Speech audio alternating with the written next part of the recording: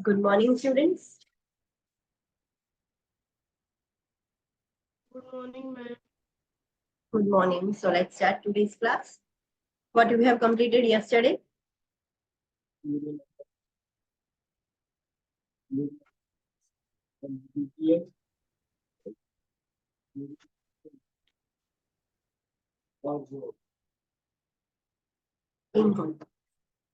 Incontinence.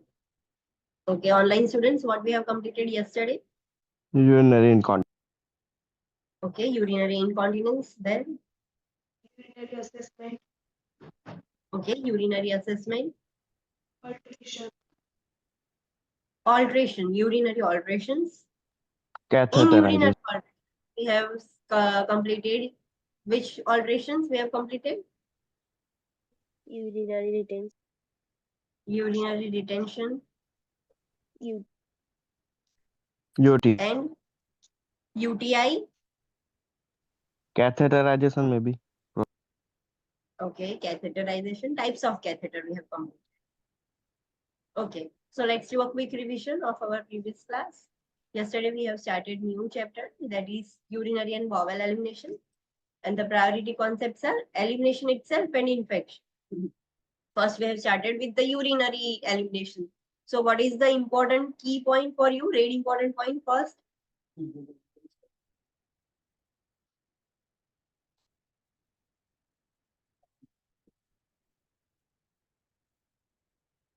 Assess and manage. Online students, what is read important point?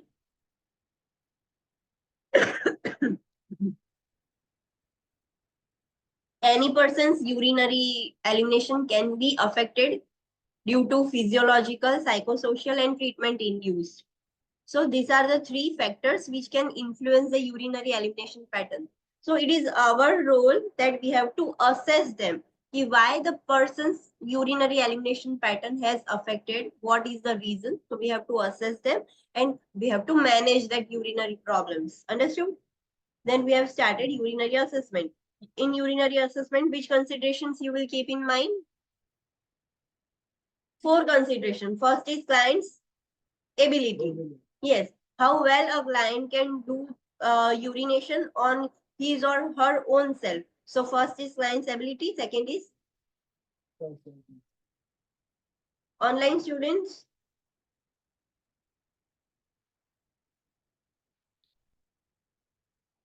Client's cultural considerations we have to keep in mind. Third is what you have to assess? Daily urinary pattern. Yes, client daily कैसे urinate करता है, that you have to.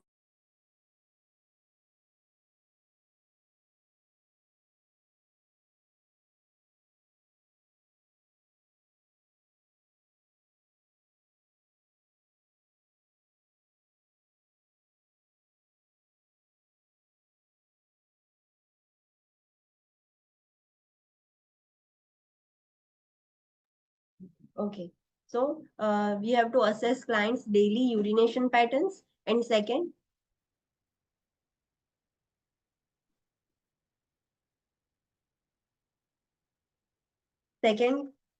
what you will do? Come here, Disha.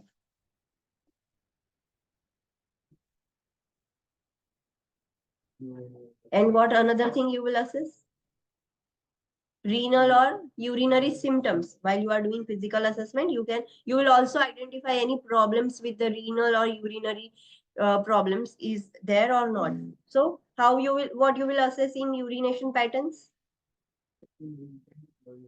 Intake out.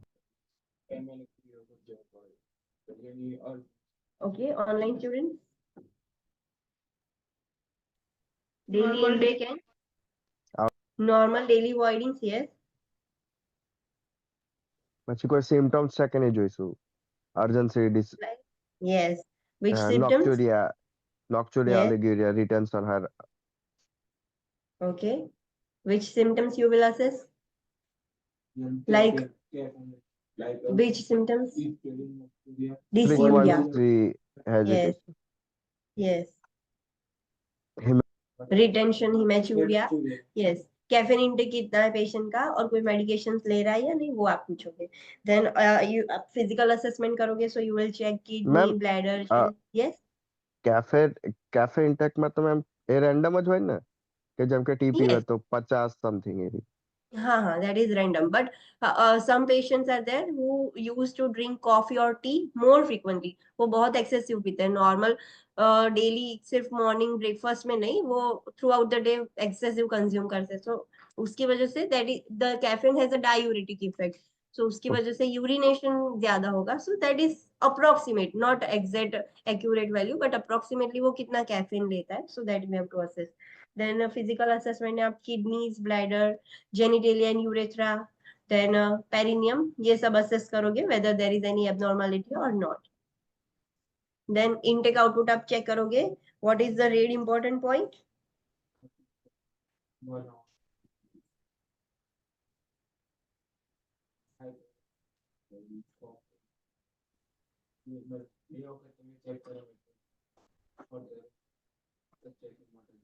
Okay, only urine output less than 30 ml is abnormal. No, polyuria is also. Urea is also abnormal. Yes. So when the urine output is less than 30 ml per hour, what does it indicate? Dehydration. Renal impairment or hypovolemia. Why it has happened? In which condition this could happen? Due dehydration to and blood. blood loss. Yes.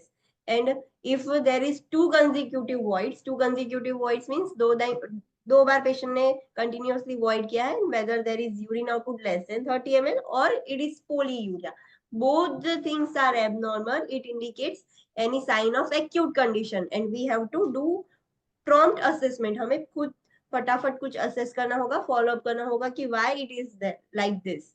Then urinary characteristics देखने होंगे, normal colour, clarity कैसी है, order कैसी है. Certain factors हमने देखे थे कि कुछ मेडिकेशंस या कुछ फूड्स ऐसे है कि जिसकी वजह से कलर चेंज हो सकता है. देन कुछ फूड्स ऐसे है कि जिसकी वजह से ओडर चेंज हो सकती है. So that you have to all keep in mind कि ये this is normal, this is abnormal. Urinary alterations देखे थे. So urinary alterations means there is a alteration in a normal urination pattern. So there is a problem. So it could be urinary retention, urinary tract infection, urinary incontinence, and urinary diversion. What do you mean by urinary retention? Partially or incompletely empty. Yes, the bladder cannot empty itself partially or completely. आधा भी empty नहीं कर पा रहा है या फिर completely empty नहीं कर पा रहा है. आधा कर सकता है but complete नहीं कर सकता. And partially में आधा भी empty नहीं कर सकता. So what are the sign and symptoms? आपको patient क्या experience करेगा? Urgency and frequent. Urgency, yes. Patient will feel the urgency and frequent voiding करेगा but कितना amount होगा? There will be Small only volume. small amount because completely bladder खाली नहीं हो रहा है. So there will be urgency, there will be frequent small voiding, and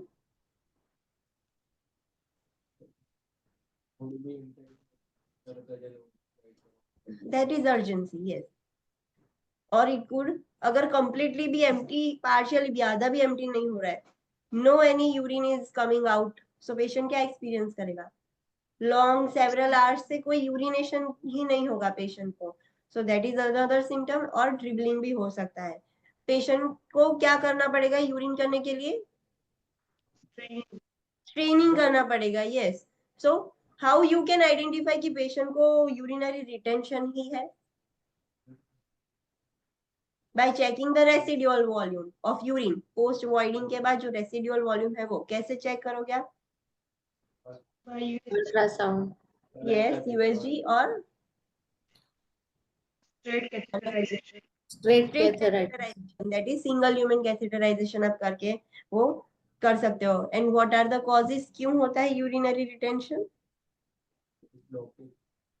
BPH. Like yes, BPH. What is that? Benign prostatic hypertension. benign prostatic hyperplasia. yes. So that is BPH हो जाए, renal और urinary stones हो जिसकी वजह से urine block हो गया, या फिर कोई भी हेल्थ प्रॉब्लम्स हो, कंजेनाइटल हो, या फिर कुछ भी other reason की वजह से urine has become blocked. Then UTI, what is that? UTI means Common healthcare.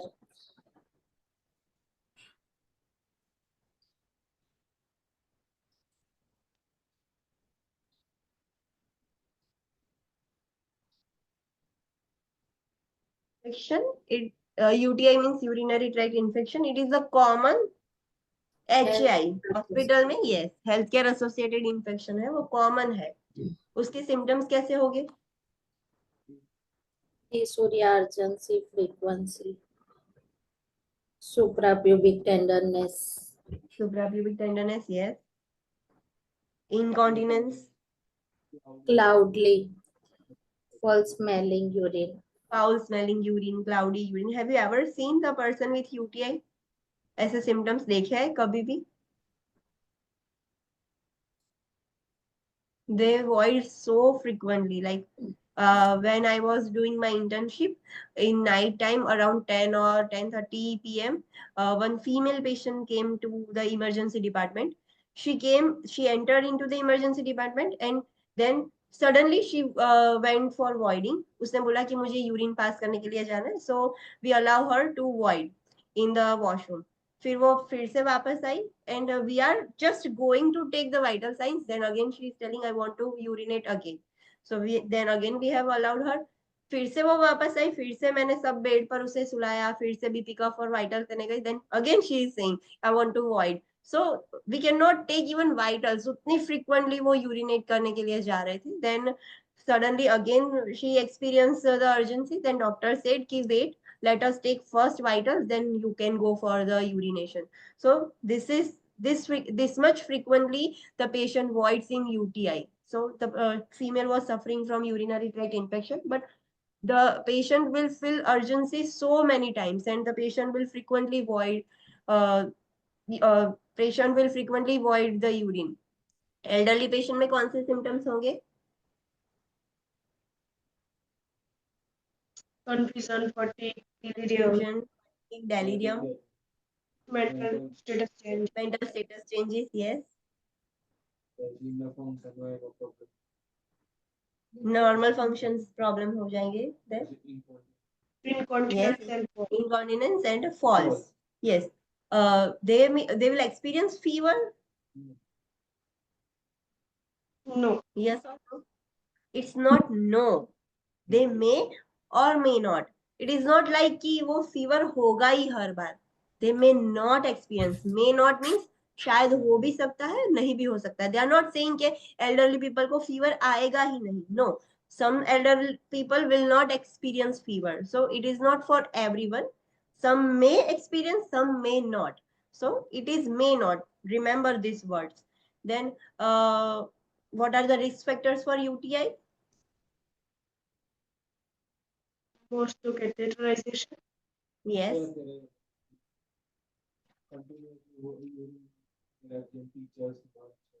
Teachers bladder, nurses bladder जो बहुत डिले करते हैं वॉइडिंग करने में. हैबिचुअली उनको हैबिट हो गई है होल्ड करने की urine. Obese. Yes. Poor parental hygiene.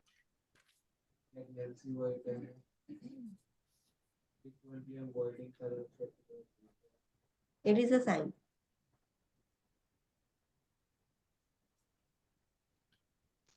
Urinary and fecal incontinence. Yes. Then multiple sex partners. Yes. Stone. Urinary tract stones. Okay. Obesity. Okay. So these are the risk factors जिसकी वजह से UTI का risk बढ़ जाएगा. Then lower UTI दो organs affect होंगे, urethra and bladder. Upper UTI में ureter and kidneys affect होगी. अगर उससे भी आगे जाएगा तो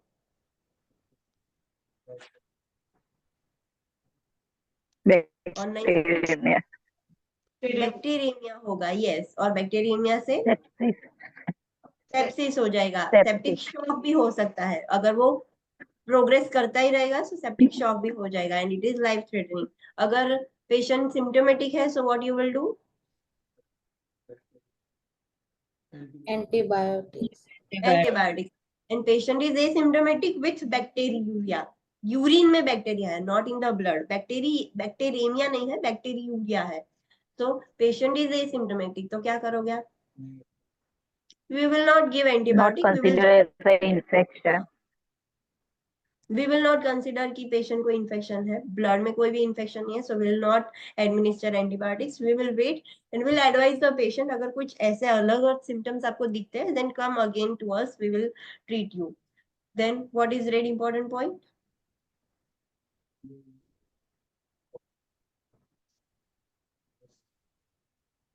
It can be preventable. Yes. Online students, what is red important point?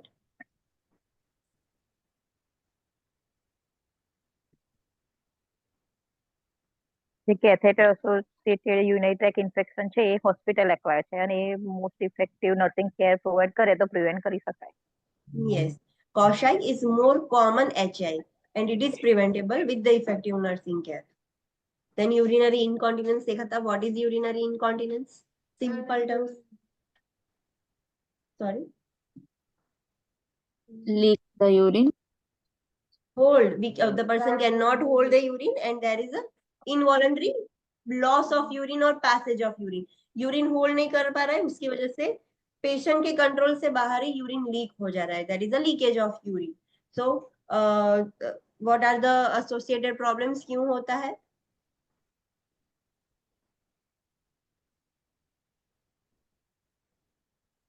Problem with dexterity. Dexterity, yes. Difficult to remove clothing. Yes.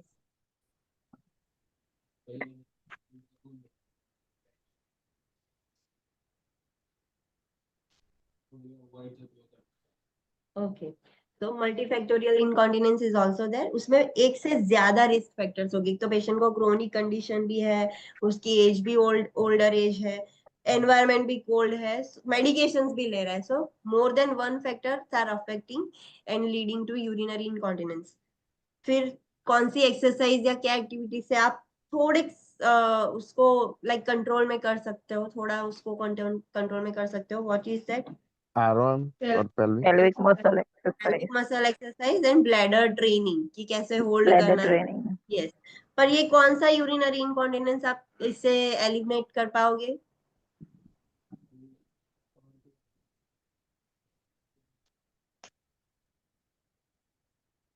Stress incontinence. Stress incontinence. अर्ज incontinence में क्या है? ब्लैडर ओवर एक्टिव है, so you cannot control the activity of bladder. Stress incontinence में क्या है? जो urinary muscles है, यस, वो वीक हो गए हैं. ब्लैडर के मसल्स नॉर्मली वर्क नहीं कर रहे. सो एक्सरसाइज से ऑलवेज मसल स्ट्रेंथ बढ़ती है. Understood? So what is urge incontinence? Tell me. It is over active bladder. Yes, bladder अपनी एक्टिविटी बहुत ज्यादा कर रहा है. थोड़ा भी अंदर यूरिन आ रहा है, लाइक 100 ml भी अंदर आ गया, सो ब्लैडर को लग रहा है कि फुल हो गया है and it is contracting. So it is over active bladder. बहुत ही ज्यादा एक्सेसिवली रिएक्ट कर रहा है. ओवर रिएक्टिव कह सकते हैं, ओवर एक्टिव कह सकते हैं. So just like that. और stress incontinence means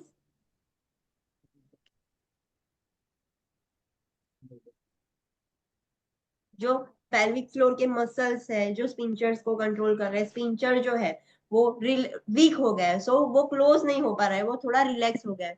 so this is stress incontinence. और पेशेंट जब भी there is a pressure on the abdomen, कैसे प्रेशर होगा? While coughing, laughing, sneezing. Yes, pressure on the bladder. Yes. Patient कुछ भी ऐसे lift करेगा तब भी वो यूरिन लीक हो जाएगा बिकॉज जो मसल्स है वो स्ट्रांग नहीं है. सो वो मसल की स्ट्रेंथ बढ़ाने के लिए हम pelvic floor muscle exercise, bladder training दे सकते हैं. It is not helpful in urge incontinence. Understood? Then mix incontinence में दोनों प्रेजेंट हो गए, urge incontinence and stress incontinence. What is overflow incontinence? જ્યારે યુરિનરી ટ્રેક મતલબ ઓબ્સ્ટ્રક્ટ થઈ જાય એટલે બ્લેડર ફૂલ થઈ જાય. Yes, there is an obstruction in the urinary tract and bladder overflow हो जा रहा है.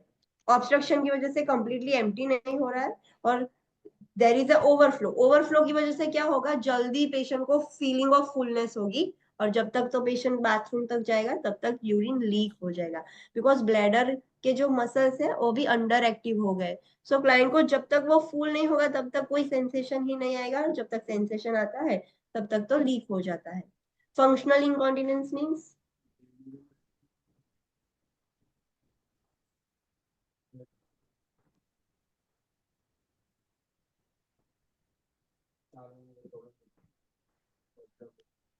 online students, what is functional incontinence? Any કોઈ other hair urinary problem ના કારણે Health problem. Yes, urinary tract is doing its function very well. Kidneys, bladder, ureters, urethra सब अपना function अच्छे से कर रहे हैं. There is no any weakness, there is no overactiveness, underactiveness, कुछ भी नहीं है. But there is a problem in the functions with the patient. Patient अपना function normal नहीं कर पा रहा है. Like patient cannot go to the bathroom on time. Patient open नहीं कर पा रहा है button. So there are other problems कि जिसकी वजह से patient को जब तक पहुंचता है तब तक urine leak हो जाता है. Then reflex incontinence means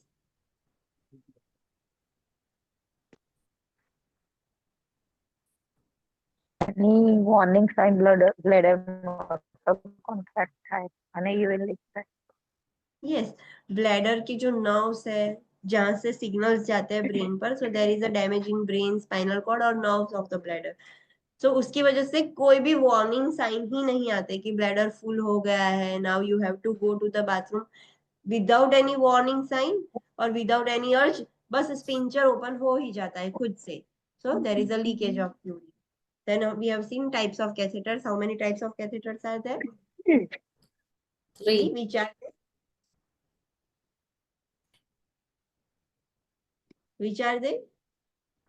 Single lumen catheter, double lumen catheter, And triple lumen catheter. triple lumen catheter. Yes.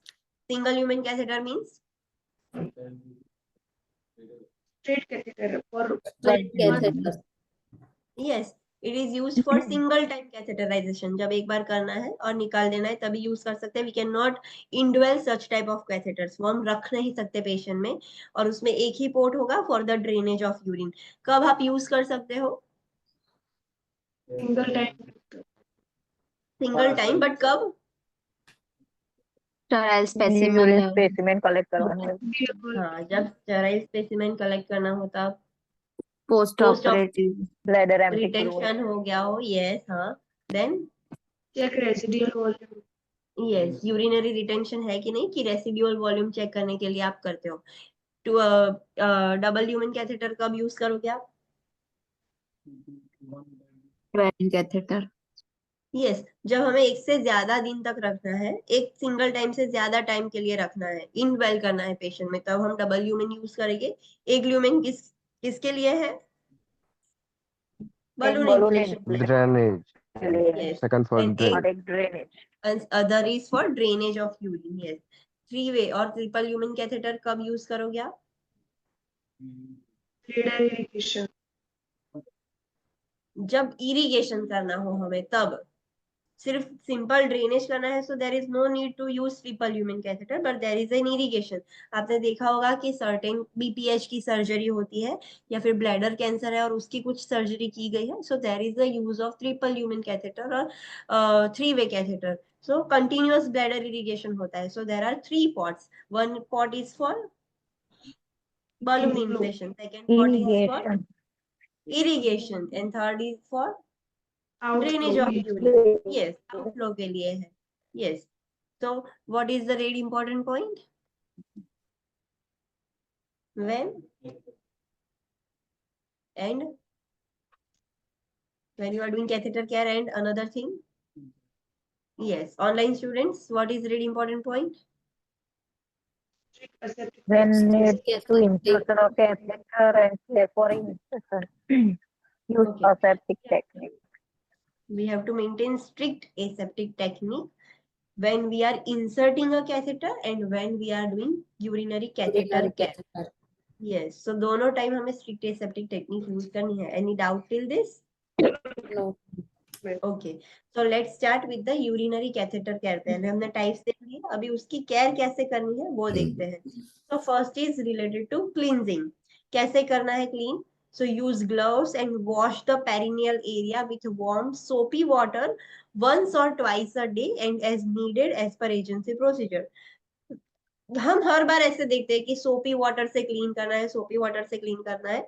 हम जब स्टूडेंट थे, जब हम फर्स्ट ईयर में F1 में जो प्रैक्टिसेस पढ़ते थे लैब प्रैक्टिकल बुक में से, so there is also written कि सोपी वाटर से सब क्लीन करना है. But in hospital setting not using soapy water, वो बीटाडीन से ही क्लीन करते हैं. सो बट ये थियोरिटिकल है कि थियोरी के अकॉर्डिंग सोपी वाटर से, सोप एंड वाटर से क्लीन करना है. बट इन प्रैक्टिकल सिनेरियो आप देखने जाओगे, आपने जो भी पढ़ा था फर्स्ट ईयर में उसमें भी वैसा था, सोप एंड वाटर से सब क्लीन करना है. बट जब आप हॉस्पिटल में गए, so there is already solution available, उससे आप डायरेक्टली क्लीन कर सकते हो. So this is why it is mention here कि सोपी वाटर से क्लीन करना है. But we know practically it is not possible to clean the perineal area with soapy water, otherwise it will cause irritation. But we have to follow the agency policy. So use gloves and wash the perineal area with warm soapy water once or twice a day and as needed as per the agency procedure. With the non-dominant hand, pull back the labia or foreskin to expose the meters. Non-dominant hand से what which one is non-dominant hand? ये तो different हुआ है, मतलब depends है. Right भी It depends, yes. अगर person right hand use करता है in all his work, so his non-dominant is left hand. अगर left hand use करता है, तो non-dominant hand will be right hand. So it is not fixed कि left hand in non-dominant से.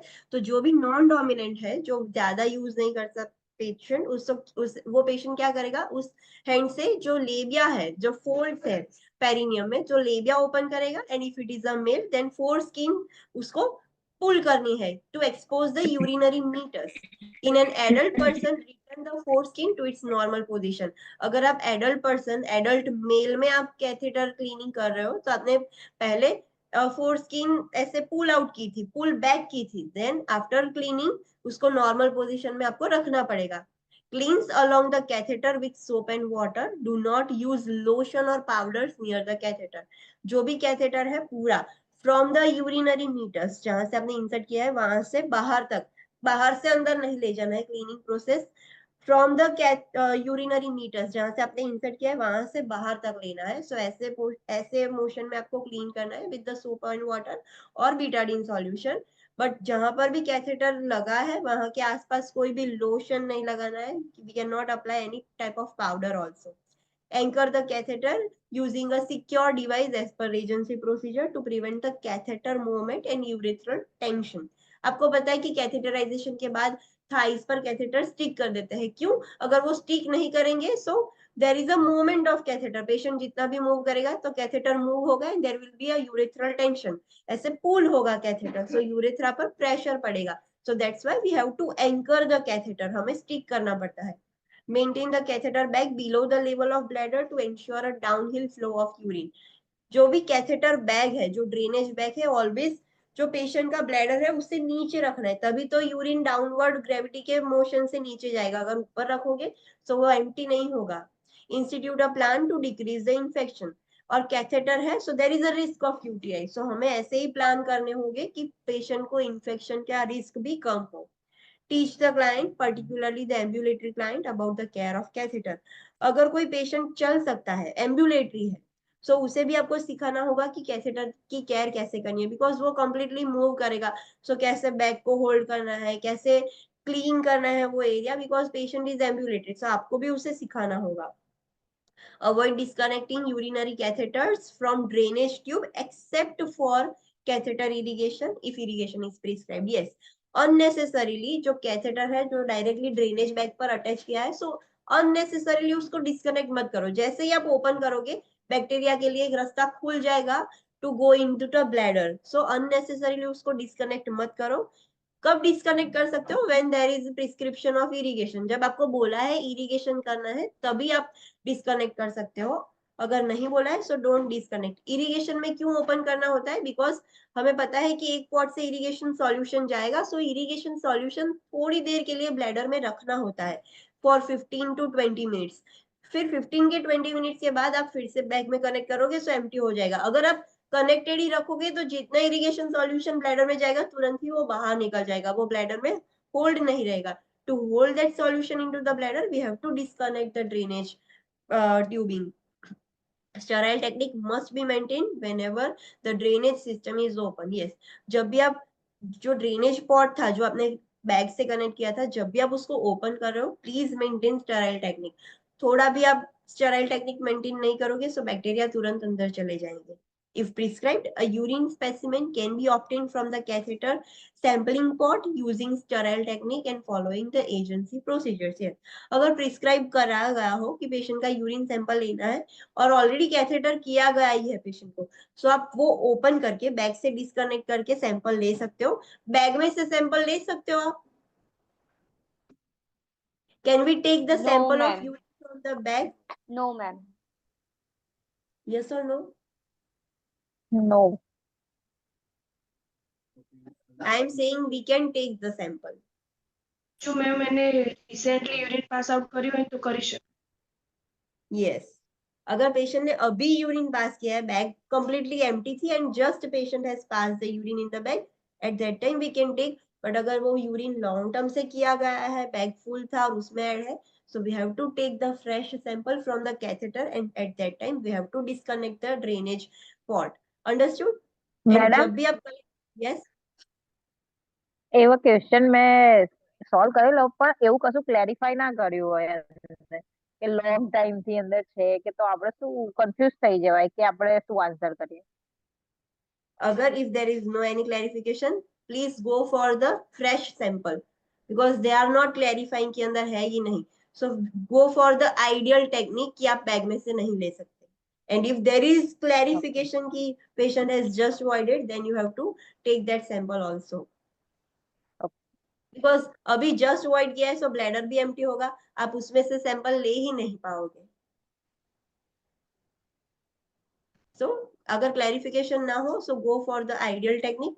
If it is they are clarifying then go for the optional or situational answers. Then empty the collecting bag regularly and accurately record the urine output. वो जो bag है उसको regularly empty करना है और we have to record that urine output. Because of the risk of infection, remove the catheter as soon as possible. Consider alternative forms of urinary drainage method such as external catheters which are associated with fewer cases of bacteriuria and cocci. Catheter की वजह से risk ज्यादा है, सो जितना possible हो सके उतना जल्दी कैथेटर रिमूव करना है. 1 या 2 दिन मैक्सिमम 3 दिन के बाद वो रिमूव करना ही होता है. सो जितना पॉसिबल हो सके उतना as soon as possible we have to remove that catheter. And we can also use the alternative forms of urinary drainage method like external catheters. एक बार इंसर्ट किया and then we are just removing. So this we can also use. उससे bacteria और कॉशाई के risk कम हो जाएंगे because we are inserting only once. हम उसको इनवेल नहीं कर पा रहे. We are not indwelling that catheter, so you can also use these methods. Next is catheter insertion and removal. So how to insert a catheter and how to remove a catheter, we have to see the procedure. Tell me, insert कैसे करना है? What is the procedure? आपने already first year में study किया है.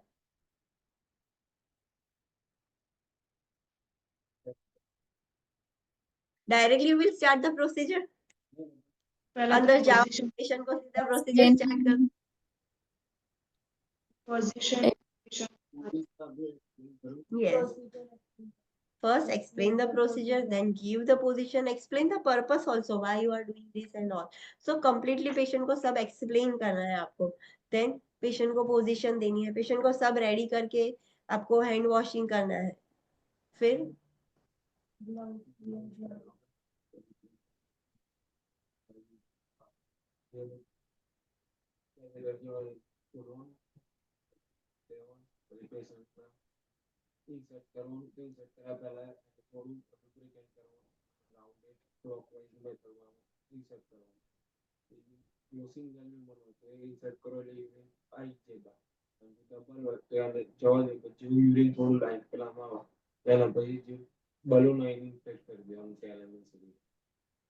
okay, online students, what is the procedure?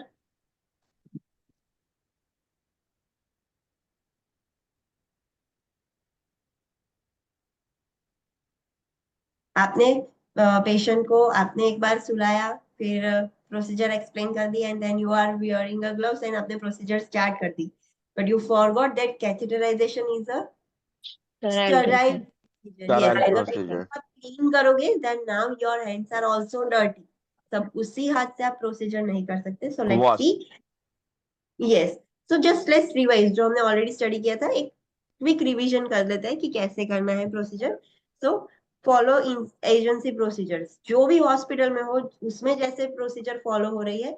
Some hospitals there is a readymade catheterisation tray, sterile tray readymade होती है।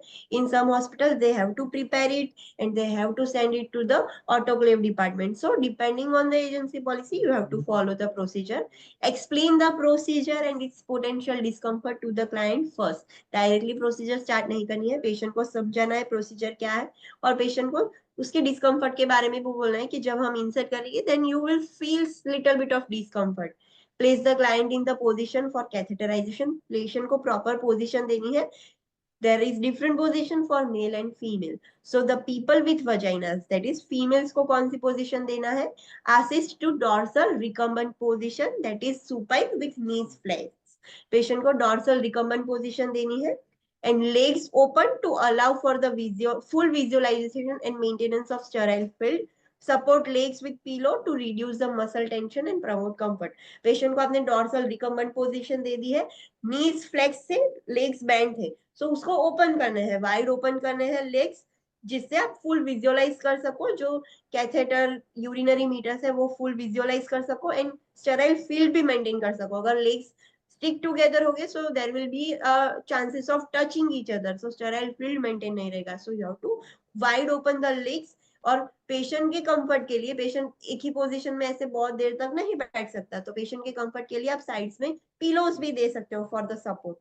People with penises, that is males पे आप कौन सी पोजीशन दोगे? So assist to supine position with thighs slightly abducted. Males patient में dorsal recumbent position requirement नहीं है, simply you can give supine position but thighs you have to little slightly abducted. What is abduction? Flexion abduction. So what is adduction and abduction? What is the difference between adduction and abduction? Near to body adduction and far to body abduction. Yes. Body के central, body के तरफ move करोगे कुछ भी, if my legs are moving towards my central line of the body, this is called as adduction. If I'm moving my legs out of the central line of my body, so that is called as abduction. So thighs को ऐसे open करना है, थोड़ा ऐसे abduction, external move करना है। Foot अगर patient ऐसे मूव करेगा so thighs openly automatic abducted हो जाएगी। So this is the position for males. Now position दे दिया आपने, then you have to wear the clean gloves, not sterile gloves. Wear clean gloves. Wash the perineal area with soap and water or as needed. Dry thoroughly. Remove and discard gloves and perform hand hygiene again. पहले sterile gloves पहनना है, perineal area clean करना है with the soap and water और Betadine, जो भी solution है उसको कंप्लीटली ड्राई करना है। Then you have to remove और discard that gloves, clean gloves. फिर से अगेन आपको हैंड वॉशिंग करना है। Now open outer wrapping of the catheter kit, remembering that all components of the catheterization tray are sterile. All supplies are arranged in a box in a order of sequence of use. अभी जो catheter tray है उसका outer wrapping सिर्फ आपको निकालना है, अंदर का सब अभी sterile है। So keep remember you cannot touch everything. वो सब स्टेराइल है और उसको एक सीक्वेंस में रखा है। आपको पता होगा कि जब आपने स्टूडेंट लाइफ में कैथेटर ट्रे और वो सब ट्रे प्रिपेयर करवाते थे इन द हॉस्पिटल्स और in practical exam, so tray prepare करते थे तो you have to place all in sequence कि ये यहाँ पर रखोगे, ये यहाँ पर रखोगे, randomly we can not place everything. So it is all in the sequence. Apply a waterproof sterile drip when packed as first item in tray. जो भी स्टेराइल ड्रिप होता है वो हमारे ऊपर होता है वाटरप्रूफ, सो वो फर्स्ट रखा होता है ट्रे में, सो वो आप अप्लाई करोगे। Urinary catheter preparation procedure. Now आपने वो ड्रिप लगा लिया, now you have to start the procedure. Procedure start करने के लिए पहले आपको प्रिपरेशन करनी होगी। कैसे प्रिपरेशन करोगे? So place a sterile drip with the plastic side down under the client's buttock. अभी क्लाइंट का बेड भी गंदा हो सकता है, in the catheterisation urine leak हो जाता है, सो पेशेंट के नीचे, बटक्स के नीचे एक आपको स्टेराइल प्लास्टिक जैसा एक ड्रेप भी बिछाना होगा पेशेंट के नीचे. Don't sterile gloves using sterile technique. ये सब आपने टच कर लिया अभी. Now wear the sterile gloves. अभी आपको स्टेराइल ग्लव्स पहनने हैं. Pick up the fenestrated drape from the tray. अभी ट्रे में सबसे ऊपर क्या था, प्लास्टिक ड्रेप था, वो आपने अप्लाई कर लिया. ना उसके नीचे स्टेराइल ग्लव्स थे, वो आपने फोर्सेप्स से ले लिए और वियर कर लिए चिटल फोर्सेप्स से. ना उसके नीचे फेनेस्ट्रेटेड ड्रेप होगा. What is fenestrated drape? Fenestrations means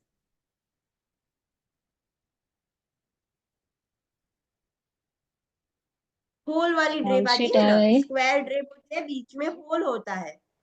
for any surgical procedure there is a drape like this. ऐसी ड्रेप होती है, बीच में होल होता है. सो जहां पर भी सर्जरी करनी है वो होल वहां पर ओपन होगा, जहां पे भी प्रोसीजर करनी है वो होल वहां पर होगा. So you are using fenestrated drip. वो सब पेशेंट के ऊपर आप बिछा दोगे. The hole will only allow the opening to the perineum area. जो मेल और फीमेल है उसके उतना ही एरिया ओपन रहेगा, बाकी सब कवर हो जाएगा. So you have to apply that. Allow it to unfold without touching the sterile surface. Yes, जब आप fenestrated drip tray में से निकाल रहे हो, so don't like open from all the surfaces. वो फोल्ड ही ऐसे की होती है कि आप एक ही कॉर्नर, एक ही एज पकड़ोगे, सो वो अपने आप ही ओपन हो जाएगी without touching the sterile surface. So आपको वैसे वो ओपन करनी है.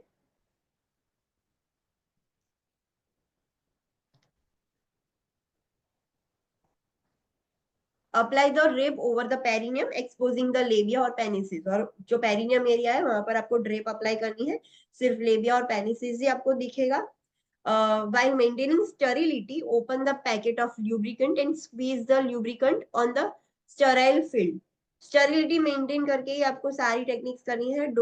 थिंक कि आप कुछ भी डिसइंफेक्ट ना कर दो. सो उसमें जो ल्यूब्रिकेंट है वो आपको लेना है. You have to squeeze the lubricant on sterile field. जो भी स्टेराइल फील्ड है वहां पर आपको अप्लाई करना है. Lubricate the catheter tip by dipping it into a water soluble gel. अभी वो जो कैथेटर की टिप है जो हम इंसर्ट करेंगे, that you have to lubricate 2.5 to 5 centimeter or 12.5 to 17.5 centimeter depending on the reproductive anatomy. अगर फीमेल में कर रहे हो तो कितना एरिया आप ल्यूब्रिकेट करोगे?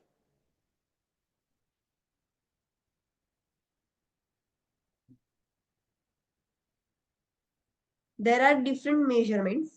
एक है 2.5 to 5 centimeter, एक है 12.5 to 17.5 centimeter depending on the reproductive anatomy. Which one is for female and which one is for male? Tell me. 12.5 to 70.5 is female matter. Okay, tell me. 2.5 से 5 centimeter किसके लिए है? For male or female? For male. Male matter. Okay, male majority. And what is this? Female. With female. Sure. Female has shorter urethra as compared to male. Male का urethra लंबा होता है. अगर आपने reproductive anatomy पढ़ी होती तो आपको पता होता.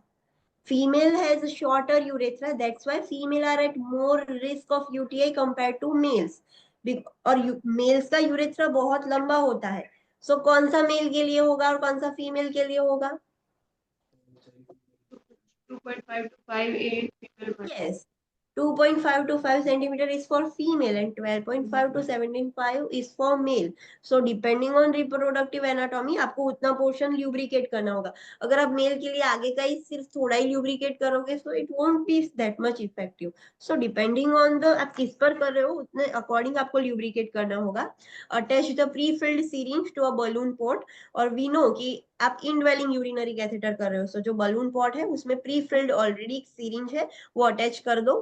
प्रिपेयर अ कॉटन बॉल्स और swab sticks for cleansing the perineal area. आपने पेरिनियल एरिया ऑलरेडी पहले भी क्लीन किया था. Again you are doing a sterile procedure. So आपको फिर से वो कॉटन बॉल से या कॉटन स्वेब स्टिक्स आती है. अगर आप एंक्लेक्स कंट्रीज में जो एंक्लेक्स के जो वीडियोस होते हैं you can see on YouTube how to do the catheterization, और उसमें भी एंक्लेक्स वाले वीडियोस होंगे. So they have, हम जो ईयरबड्स यूज करते हैं ना, वैसे कॉटन स्वैब्स आते हैं प्री फिल्ड, प्री उसको मेडिकेटेड कॉटन स्वैब्स होते हैं. You have to simply just hold it and clean the perineal area. So there are also ready-made cotton swabs available, sticks. So उससे भी आप clean कर सकते हो. Remember, with a sterile technique, the sterile filled and gloved hand must be maintained above the level of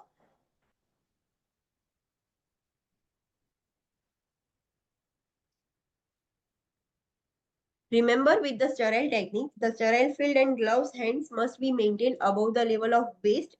The 1-inch border on the field is considered contaminated and the nurses cannot turn their back to the field at any time. Yes, आपको पता होना चाहिए, अगर sterile field maintain करनी है, so it should be above your waist level. Waist से नीचे नहीं होनी चाहिए, because उसके नीचे का area contaminated, we are considering it contaminated. And आप कभी भी ऐसे उसके back turn नहीं हो सकते. You have to simply face that sterile field. आप ऐसे पीछे बैक करके नहीं खड़े हो सकते, वो जो भी ट्रे है sterile field है उस पर. So these are the same important points.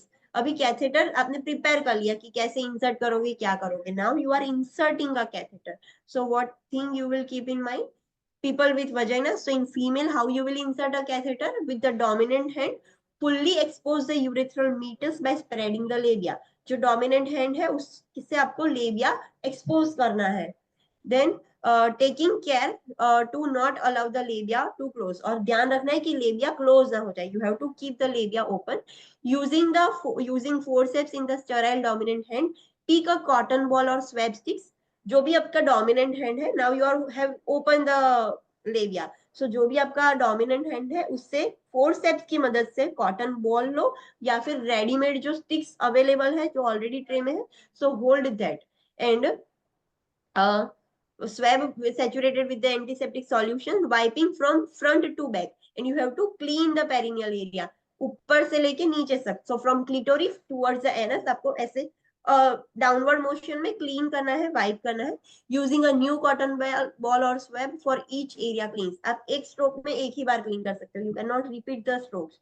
सो एक बार क्लीन किया, now discard that, take another swabs and again repeat the motion. Wipe the right labial fold, left labial fold, and directly over the center of urethral meatus. कैसे clean करना है वो हमें पता है. पहले right side, then left side, and then center. You can also repeat left and right and then center, but always go from the periphery to the center. पहले side के जो लेबियल फोल्ड है वो क्लीन करो, then centre portion clean करना है. pick up and hold the catheter 7.5 to 10 centimeter from the catheter tip. Now you are taking the lubricated catheter, जो आपने already lubricate करके रखा था. Now you are holding the catheter. पर कहाँ से पकड़ना है? पूरा ऊपर से, जहां से एज है वहां से नहीं पकड़ना है. 7.5 और 10 सेंटीमीटर पीछे से पकड़ना है, आगे से तुरंत नहीं पकड़ना है. थोड़ी स्पेस छोड़ देनी है एंड पकड़ना है. Advance the catheter a total of 7.5 centimetre, और पूरा 7.5 सेंटीमीटर तक पूरा अंदर जाने देना है. in an adult or until the urine flows out of the catheter. अगर 7.5 सेंटीमीटर तक नहीं जाने देना है तो कब तक जाने दोगे आप? जब तक आपको यूरिन आ नहीं जाता. कैथेटर में जब तक यूरिन नहीं दिखता तब तक आपको जाने देना है. when the urine appears, advance the catheter another 2.5 or 5 centimetre. जब भी आपको यूरिन दिखने लगा कि now the urine has come into the catheter, थोड़ा और उसको 5 सेंटीमीटर तक एडवांस करो. but do not use force to insert the catheter. वो सिंपली अच्छे से सिंपली स्मूथली अंदर चले जाएगा. You do not have to force the catheter to insert. आपको फोर्स नहीं लगाना है, simply you are doing a rotation motion और कैथेटर अंदर चला जाएगा. So this is how you are doing catheterization in male. अभी इंसर्ट ही किया था. वी नो कि बलून इन्फ्लेशन करना है, that we will see further. Now males में आप कैसे इंसर्ट करोगे? So apply a fenestrated drip with a fenestrated slit resting over the penis. वो जो फेनेस्ट्रेटेड ड्रिप था वो कैसे रखोगे आप? तो पेनिस उसमें से बाहर होगा, पेनिस उस पर रेस्ट कर रहा होगा. grasp the penis and at the shaft just below the glans. You have to hold the penis with the shaft. glans उसका ओपन, glans के नीचे से पकड़ना है. if the client is not circumcised, retract the foreskin with non-dominant hand. अगर circumcised नहीं है patient तो you have to retract the foreskin with your non-dominant hand.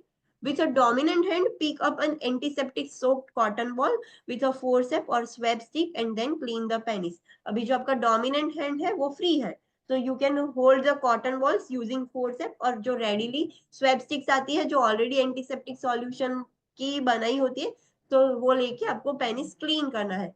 Move the ball, cotton ball or swab in a circular motion from the urethral meatus down to the base of glans. Females में आप कैसे upward से downward strokes कर रहे थे cleaning करने के लिए, मेल्स में आपको सर्कुलर मोशन में क्लीन करना है. सो एक बार किया, दूसरी बार, तीसरी बार, वैसे यूरिनरी मीटर्स क्लीन करना है, then you have to clean the glands. Repeat cleaning 2 more times. 2 और बार करोगे आप फिर से, using a clean cotton ball, swab stick each time. हर बार जितनी बार आप क्लीनिंग करते हो उतनी बार नया कॉटन बॉल और नई स्टिक लेनी है. Pick up the catheter with the gloved dominant hand and insert the catheter by lifting the penis to a position perpendicular to the client's body and apply light traction. अभी आपने already जो lubricate करके रखा था catheter, you have to pick that catheter और उसको again आगे से नहीं पकड़ना है, थोड़ा पीछे से पकड़ना है. And you have to position the penis perpendicular, means 90 degree, जो क्लाइंट की बॉडी है उससे 90 डिग्री पर पेनिस होल्ड करना है. And then you have to insert the catheter. आपको थोड़ा little bit of light traction लगाना पड़ेगा. Advance the catheter 17.5 to 22.5 centimetre.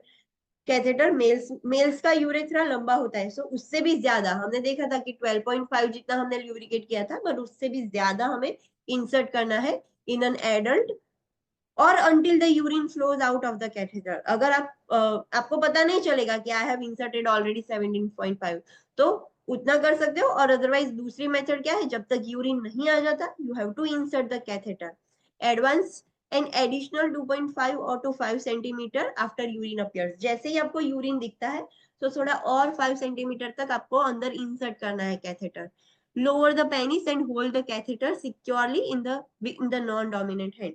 अभी आपको पेनिस छोड़ देना है, वो हमने 90 डिग्री पर लिफ्ट करके रखा था. Now you have to lower the penis and with the non dominant hand आपको कैथेटर पकड़ के रखना है. अगर आप छोड़ दोगे तो कैथेटर बाहर निकलना स्टार्ट हो जाएगा. So you have to hold the catheter with your non dominant hand.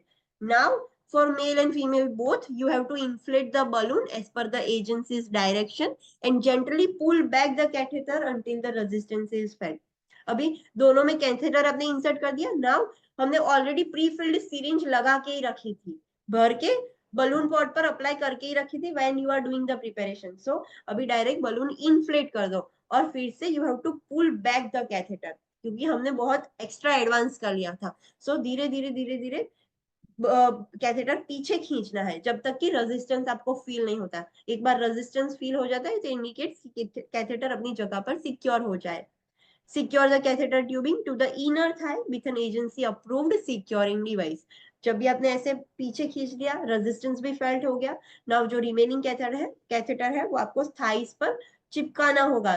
जो भी सिक्योरिंग डिवाइस लाइक डायनाप्लास्ट, माइक्रोटेप, जो भी एजेंसी में सिक्योरिंग डिवाइसेस यूज होते हैं उसकी मदद से आपको चिपकाना होगा.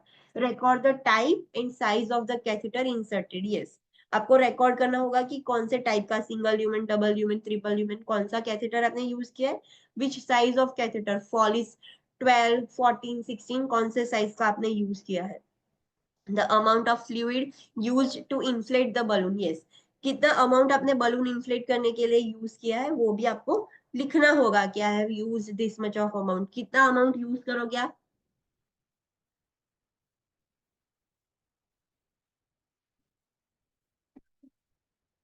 जो नॉर्मल, चलो मैं सिंपल क्वेश्चन पूछती हूँ. जो नॉर्मल आपने देखा होगा commonly use Foley catheter double lumen हम करते हैं, और उसमें भी 14 नंबर बहुत कॉमन है. 14 नंबर सारे इंडिविजुअल्स में चला जाता है. कौन सा कलर होता है 14 का. Green. Green. Yes, green colour. और 16 का पिंक होता है. सो हम वो नॉर्मल यूज करते हैं. 12 का व्हाइट कलर होता है. सो उसमें कितना आप स्टेराइल वाटर इंस्टिल करोगे बलून इन्फ्लेशन के लिए.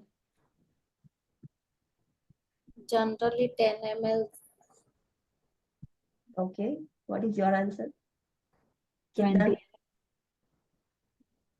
20, 15. How much maximum you can instill. 1 liter. Balloon inflation के लिए मैक्सिमम कितना आप कर सकते हो बलून इन्फ्लेशन के लिए? 15 15 में 10 ml 10 maximum. ml 10 ml ma'am. Okay from this 17 students who is doing job, कौन अभी जॉब कर रहा है, वर्किंग है?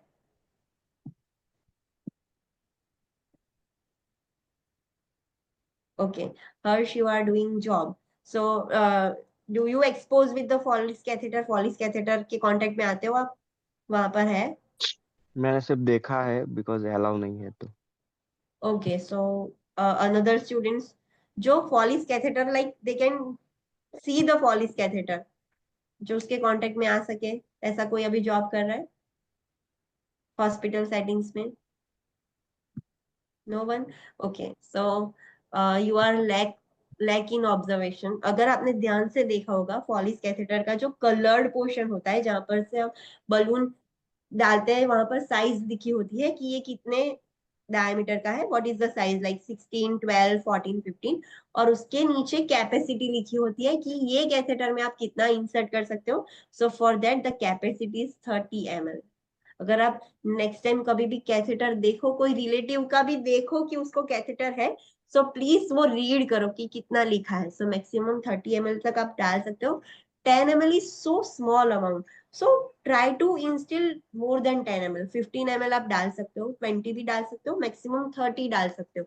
30 से ज्यादा अगर आप डालोगे तो जो अंदर बलून है वो बर्स्ट हो जाएगा. सो ये कैथेटर में स्पेसिफिक कितना ml आप डाल सकते हो वो कैथेटर पे ही लिखा होता है. अगर आपको नहीं पता कि ये कैथेटर में कितना डालना है, सो रीड दैट लेबल. जो भी कलर्ड पोर्शन होता है जहां पर साइज लिखी होती है वहां पर क्वांटिटी भी लिखी होती है कि ये कैथेटर में इतना अमाउंट ऑफ आप एनएस इंस्टिल कर सकते हो for balloon inflation.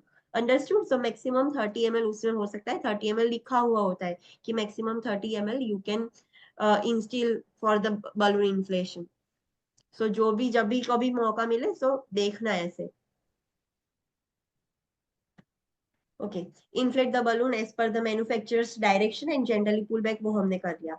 Record the type and size of the catheter inserted, the amount of fluid used to inflate the balloon, कितना amount use किया था, characteristics and amount of urine drain, जो urine निकला so कैसा था, cloudy था, clear था, कितना निकला वो आपको रिकॉर्ड करना होगा. स्पेसिमेन कलेक्शन इफ अप्रोप्रिएट, अगर आपको बोला हो कि कैथेटर करते वक्त स्पेसिमेन भी लेना है तो पहले स्पेसिमेन भी ले लेना, then apply the drainage bag. तो स्पेसिमेन कलेक्शन भी कर लिया है, वो भी आपको रिकॉर्ड करना होगा. And the client's response to the procedure, client का रिस्पॉन्स कैसा था वो भी आपको रिकॉर्ड करना है, डॉक्यूमेंट करना है. And that the teaching was completed, और लास्ट में आपने जो भी टीचिंग दिया कि पेशेंट को क्या ध्यान रखना है, क्या करना है, सो वो भी कंप्लीट हो गया. टीचिंग भी आपने दे दिया, वो सब आपको डॉक्यूमेंटेशन करना होगा. सो this is all about insertion of catheter. Now आपको रिमूव करना हो तो कैसे करोगे आप? टेल मी, रिमूव कैसे करोगे catheter? Simply you just pull the catheter back. No patient ને એક્સપ્લેન કરવાનું છે You પછી have to explain the ખબર કોઈ first. પોઝિશન Procedure करने આપવાનું से पहले पेशेंट को एक्सप्लेन करना ही पड़ता है सब कुछ. Then position position Position yes, આપવાનું. yes, ઓલ્સો ક્લાયન્ટ ને કહેવાનું કે ડિસ્કમ્ફર્ટ ફીલ થશે. yes. That we will explain in the explanation of the procedure. जब आप explain करोगे तभी उसको बोल दोगे कि you will feel little bit of discomfort. Then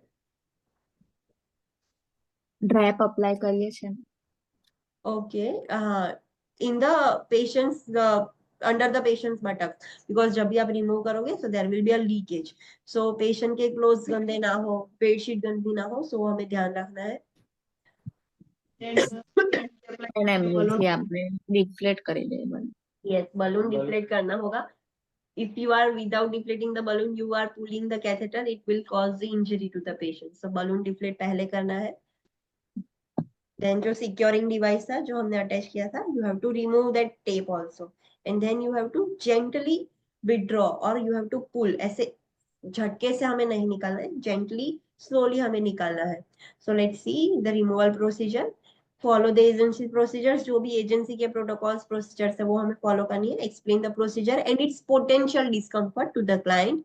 position the client in the same position as during catheterization. कैसी पोजीशन दोगे? फीमेल्स को कौन सी पोजीशन दोगे आप? dorsal recumbent.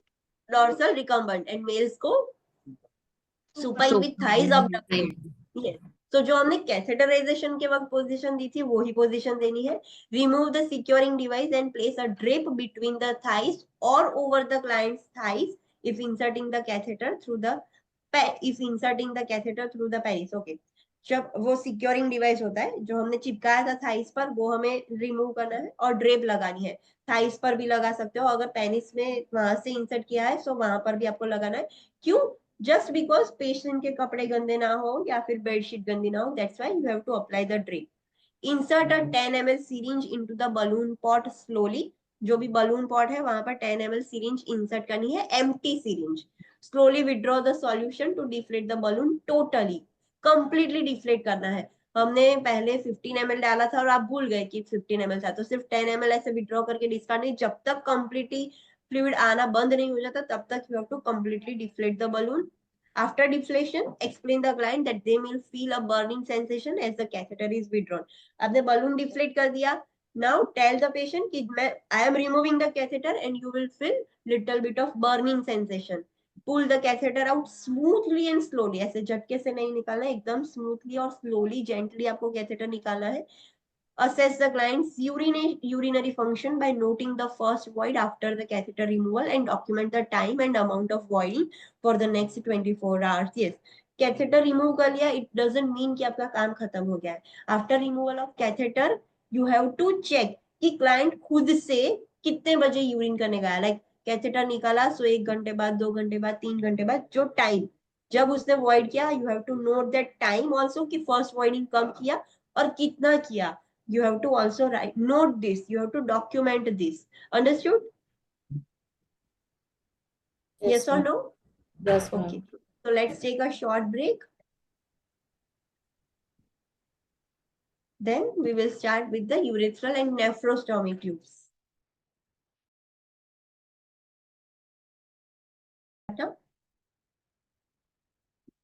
Yes, ma'am. Okay. So next is urethral and nephrostomy tube. What is urethral? What is urethral और nephrostomy tube? आपने देखा होगा कभी nephrostomy tube डाली हुई होती है, ऐसा कभी देखा है? You can also see in this figure 17.1. What is this figure showing to you? Have you ever seen कभी स्टोन की सर्जरी आपने देखी है होते हुए ओटी रूम में, ओटी में जो स्टोन्स ऐसे बाहर नहीं निकल सकते एंड देन ESWL वाले भी मतलब शॉक से भी नहीं निकलते हैं, so the surgeon has to remove the stone. तो ऐसी सर्जरी देखी है? Okay. From this image what you can see, ये इमेज में आपको क्या दिख रहा है? What is this? From where that tubing has inserted? Kidney માં Kidney, yes, kidney માં, but ક્યાંથી કર્યું છે? Left. It is anterior view or posterior view? Posterior view ना. Yes, it is a Posterior. posterior view. Yes. तो जब भी nephrostomy tube insert करते हैं तो डॉक्टर बैक साइड, बैक में एक होल करते हैं, छोटा सा होल होता है and the tubing directly goes into the renal pelvis. Renal pelvis में अगर होगा so nearer to the kidney, so it is called as nephrostomy tubes. अगर यूरेटर्स में डाला होगा वो tube, you can see here, यहाँ पर इमेज में आपको दिख रहा होगा कि वो जो ट्यूबिंग है वो यहाँ पर है, so it is in the kidney, so that is called as nephrostomy tube. और अगर यहाँ पर रखी हो the tubing should be, if it is tubing like this, तो it is called as ureteral tube. तो वो बैक साइड से इंसर्ट करते हैं whenever the patient is has undergone any stone removal surgery कि फॉर एग्जाम्पल पेशेंट की kidneys damage हो गई है and doctor wants to know कि अभी वो पेशेंट की किडनी इम्प्रोवाइज हो सकती है या नहीं, सो वो नेफ्रोस्टोमी ट्यूब इंसर्ट करेगी कि डायरेक्टली किडनीज में से कितना यूरिन ड्रेन हो रहा है. So this is nephrostomy bag ये नेफ्रोस्टोमी बैग है and this is the nephrostomy tube जो बैक में से इंसर्ट होता है and there are high risk of infection because directly opening सीधा किडनी में ही जाएगा, so it is a high risk, there is a high risk of infection and patient को भी बहुत पेन होगा बिकॉज बैक साइड पर ही होल होगा, patient can not lie supine, वो सीधा भी नहीं सो सकता है, it is so painful. So let's study about nephrostomy tube today. Never clamp the tube, ये ट्यूब कभी भी क्लैम्प नहीं करनी है हमें. मेंटेन द पेटेंसी, ये जो पेटेंसी है वो ब्लॉक नहीं हो जानी चाहिए, उसकी पेटेंसी हमें मेंटेन करनी है. Irrigate only if prescribe by the surgeon, आप अननेसेसरीली वो नेफ्रोस्टोमी ट्यूब जो है वो इरिगेशन नहीं कर सकते. कब इरिगेट करोगे? जब सर्जन ने आपको बोला है कि इरिगेट करना है, इतना अमाउंट से ही इरिगेट करना है, सो उतने ही अमाउंट से करना है, ना ज्यादा ना कम. सो irrigate only if prescribed by the surgeon using strict aseptic technique. मैंने बोला कि this has higher risk of infection, so always use strict aseptic technique while you are doing irrigation. A maximum of 5 ml of sterile normal saline is instilled slowly and gently. maximum कितना आप irrigation के लिए sterile NS use कर सकते हो? Only 5 ml, उससे ज्यादा नहीं. सो जितना बोला है उतना ही यूज करना है. If patency can not be established with the prescribed irrigation, notify the surgeon immediately. अगर you are having a scenario, exam में ऐसा सिनारियो है कि patient is having a nephrostomy tube और यूरिन सडनली ब्लॉक हो गया है, यूरिन आ नहीं रहा है and you can C little bits of like cloudy like appearance in the tube, ऐसे क्लाउड्स जैसा ब्लॉकेज दिख रहा है. सो यू अंडरस्टैंड कि there is a blockage in the tube, so you have to irrigate. उसको open करने के लिए इरिगेट करना होगा. सो कितना इरिगेशन करोगे आप? Maximum 5 ml, not more than that. Yes, 5 ml आपने इरिगेशन कर लिया फिर भी वो ओपन नहीं हो रहा है, then what you will do? Again 5 ml लेकर इरिगेट करोगे.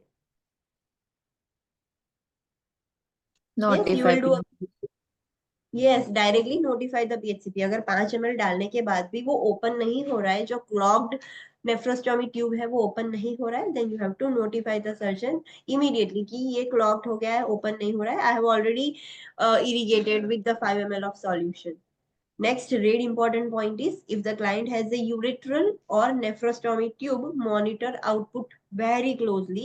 Urine output of less than 30 ml per hour or lack of output for more than 15 minutes should be reported to the PSCP immediately. अगर patient को nephrostomy और urethral tube है तो उसमें urine output आपको बहुत क्लोजली मॉनिटर करना होगा. अगर 30 ml से कम है so that is also problematic. But वो जो ओपनिंग है वो डायरेक्टली, अभी वो ब्लैडर में नहीं था, वो डायरेक्टली किडनी में ही है. सो हर 15 मिनट्स में यूरिन तो थोड़ा थोड़ा किडनी प्रोड्यूस करेगी ही. ब्लैडर में से कब निकलता है? जब वो फुल होता है, ब्लैडर में जब जाता है यूरेटर से. पर यहाँ पर तो हर 15 मिनट्स पर यूरिन निकलना ही चाहिए. सो अगर यूरिन आउटपुट है ही नहीं, lack of output is there in more than 15 minutes, 15 minute से ज्यादा हो गया and there is no output, so that is also a problematic and you have to notify the PSCP immediately. Understood? Yes. Okay. Next is urinary diversion. This is the last urinary alteration. हमने urinary retention देखा, urinary incontinence देखा, UTI देखा, and last is urinary diversion. So what do you mean by diversion? Urinary pathway આપણે divert કરીએ ને. Yes. We are diverting the normal pathway of urine. So you can see in the figure 7.2. Let's see about what they are showing.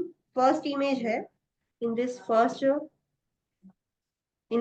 figure they are showing कि एक kidney है, उसका urethral जो है, ureter उसको स्टोमी करके बाहर ही ओपन कर दिया है and the bladder is removed. You can see the dotted line, bladder has removed और जो यूरेटर था उस पर एब्डोमेन पर ही स्टोमा करके निकाल दिया है. So it is called as cutaneous ureterostomy. Stomy means ostomy. So there is an artificial opening, so we have made an opening in the ureter on the abdomen, so cutaneous ureterostomy. Second is bilateral cutaneous ureterostigmoidostomy. So दोनों बाजू में bilateral दोनों ureters का opening किया है, there is a removal of bladder. Third में क्या है? दोनों ureters combine करके एक कर दिया है, ureterostomy. देखो दोनों यूरेटर कंबाइन करके ओपनिंग क्रिएट कर रहा है और bladder has removed. Second is ileal reservoir. Reservoir means, what do you mean by reservoir? You are yes, creating a pouch जिसमें storage होगा. Temporary storage जो वहां पर होता है, that is called as reservoir. So the surgeon, not us, the surgeon will create a pouch. उसको Cox pouch बोलेंगे. So surgeon artificially intestine use करके एक पाउच जैसा बनाएगा और यूरेटर्स जो है वो अंदर ही पाउच में ही ओपन होंगे. And there is a valve like opening on the abdomen. So patient को खुद से वो स्टोमा से यूरिन बाहर नहीं आएगा. पेशेंट को कैथेटर अंदर डाल के यूरिन निकालना होगा every 4 hours, every 6 hours. So that is called as ileal reservoir. Next is sigmoidostomy. Sigmoidostomy में क्या होगा? जो सिग्मोइड कोलन है, what is the sigmoid colon? This is called as, ये कौन सा कोलन बोलोगे आप? ascending, Called as, this is ascending colon, colon. transverse colon, colon. descending colon. Colon is called as sigmoid colon. So doctor surgeon, what the surgeon will do, वो directly जो ureters है वो sigmoid colon में ही combine कर देंगे. They will connect the ureters into the sigmoid colon और वो यूरिन एनस से बाहर आएगा. There is no any stoma. वो स्टोमा लाइक ओपनिंग नहीं क्रिएट किया है एब्डोमेन पर. The urine will come out from the anus and the bladder has removed. Similarly, ureteroileosigmoidostomy. So ileum means, what is ileum? Of last part of large intestine is sigmoid colon or anus. Tell me the parts of small intestine in sequence. What is the Ileum, first? jejunum, Duodenum, and duodenum. In sequence. I want in sequence. duodenum, Duodenum, jejunum, and ileum. Yes. So ileum is the last part of small intestine. तो जो ileum है और जो large intestine है, that is sigmoid colon, दोनों there is a combination of all these three things. So uretero, ileo, sigmoidostomy, and the urine will come out from the anus. Next is colon conduit. Colon conduit means जो ureters है उसको small intestine में connect कर दिया है and there is an opening on the abdomen. जो sigmoidostomy थी उसमें ओपनिंग नहीं था, but in conduit there is a opening, वो एब्डोमेन से ही बाहर निकलेगा. एंड नेक्स्ट इज इलियल और ब्रिकर्स कॉन्ड्यूइट, तो उसमें भी सेम होगा. There is an opening on the abdomen और इलियम में वो इलियम के साथ कनेक्ट करके वो बाहर निकाल देंगे. We will study each and every type of diversions. So let's study. Madam yes, મને ઉપરની 3 ફિગર સમજાવો ને, મારું ડિસ્કનેક્ટ થઈ ગયું હતું. okay. First three figures. ના, This is એ નહીં cutaneous. વચ્ચે વચ્ચે. Okay, these are. So first is Cox pouch. Cox pouch means the surgeon, what will do? The surgeon will create temporary reservoir. जो हमारा ब्लैडर का काम है, ब्लैडर निकाल दिया है. सो ब्लैडर का काम अभी आर्टिफिशियल डॉक्टर्स इंटेस्टाइन से एक पाउच जैसा बनाएंगे जहां पर वो ब्लैडर का ही काम करेंगे. The urine will be stored there. But वो यूरिन निकलेगा कहाँ से? There is no urethra, there is no bladder. So there is an opening, valve जैसा ओपनिंग होता है कि जहां से पेशेंट कैथेटर खुद से इंसर्ट करके यूरिन को ड्रेन आउट करेगा, बट तब तक यूरिन वहां पर स्टोर रहेगा. Next is यूरेट्रोसिग्मोइडोस्टोमी. यूरेट्रोसिग्मोइडोस्टोमी में क्या होगा? जो यूरेटर्स है वो सिग्मोइड कोलन है वहां पर कनेक्ट कर दिए जाएंगे. There will be an anastomosis और वो यूरिन एनस से बाहर निकलेगा. ब्लैडर और यूरेथ्रा रिमूव कर दिया है. सो वो जो यूरिन है वो डायरेक्टली एनस से ही बाहर निकल जाएगा. Next is यूरेट्रो इलियोसिग्मोइडोस्टोमी. सो उसमें 3 पोर्शंस कनेक्ट करेंगे. Ureters, the last part of small intestine that is ileum, and sigmoid colon. So तीनों का कॉम्बिनेशन करके जो यूरिन है, जो किडनीज में से यूरिन आ रहा है, वो एनस से ही बाहर निकलेगा. We will study all this in detail. हम आगे स्टडी करते हैं. Any doubt in this? जो मैंने अभी बोला उसमें कोई डाउट है? No ma'am. Okay, so let's study urinary diversion. Various surgical procedures are performed to create alternative pathway for urine collection and excretion. These are called as urinary diversion. Surgically ऐसी procedures करके हम alternative pathway बनाते हैं urine का collection करने के लिए और यूरिन एक्सक्रीट करने के लिए, that is called as urinary diversion. Urinary diversion is most often performed when a cystectomy means, ectomy means Remove. removal of organ. And yes, so it is related to bladder. So whenever there is cystectomy, bladder removal कर देते हो, so we have to create the urinary diversion because हमने bladder remove कर लिया है. However, urinary diversion may be performed with or without cystectomy, that is bladder removal. It is not compulsory कि bladder remove ही करना पड़ेगा. Sometimes doctors other diversion create कर देते हैं पर ब्लैडर वैसा के वैसा ही रखते हैं. So urinary diversion is also perform with and without cystectomy. It is not compulsory कि सिस्टेक्टोमी करना ही होगा. The surgery may be perform in 2 stages. ये जो यूरिनरी डाइवर्जन की सर्जरी होती है वो 2 स्टेजेस में होती है. 2 बार पेशेंट एडमिट होता है. If the client has a bladder cancer and the tumor is extensive, with the creation of urinary diversions first and the cystectomy several weeks later. 2 step में कैसे होगा? पेशेंट को कैंसर है या फिर वो ट्यूमर जो था ब्लैडर में वो बहुत ही एडवांस ट्यूमर था. सो पहले डॉक्टर को क्या करना पड़ेगा? पहले वो डाइवर्जन क्रिएट करना पड़ेगा. अगर डाइवर्जन सक्सेसफुल हो जाए तो थोड़े वीक्स बाद, 1 2 3 वीक बाद पेशेंट फिर से एडमिट होगा and that surgeon will remove the bladder. So पहले diversion create करना है. जो alternative way है वो successful पहले होना चाहिए, then we can remove the bladder. ऐसा नहीं कि पहले bladder remove कर दिया then after several weeks we can perform the diversion. It is not like that. First diversion create करना है, then थोड़े weeks के बाद patient फिर से admit होगा for the removal of bladder. If a radical cystectomy is performed, what is radical? Any Radical આજુબાજુ cystectomy.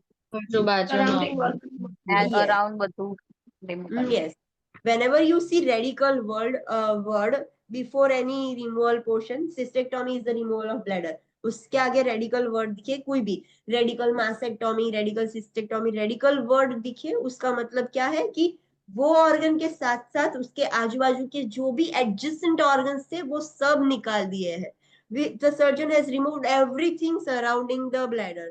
So if a radical cystectomy is performed, lower extremity lymphedema may occur as a result of lymph node dissection. हमें पता है when the surgeon is performing radical mastectomy करेंगे so breast tissue के आसपास के सारे lymph node सब निकाल देंगे.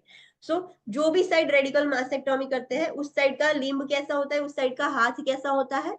स्वोलन होता है. क्यों? बिकॉज वहां की लिम्फ नोड्स निकाल दी है. सो सेम वे में अगर डॉक्टर रेडिकल सिस्टेक्टोमी करेगा सो उसके आसपास की अगर लिम्फ नोड निकाल देंगे डॉक्टर, सो जो भी एक्सट्रीमिटी है उसमें लिम्फेडिमा होगा, तो extremities will be swollen and impotence may occur in some patients or some persons. और रेडिकल सिस्टेक्टोमी करने की वजह से there might be impotence. What is impotence?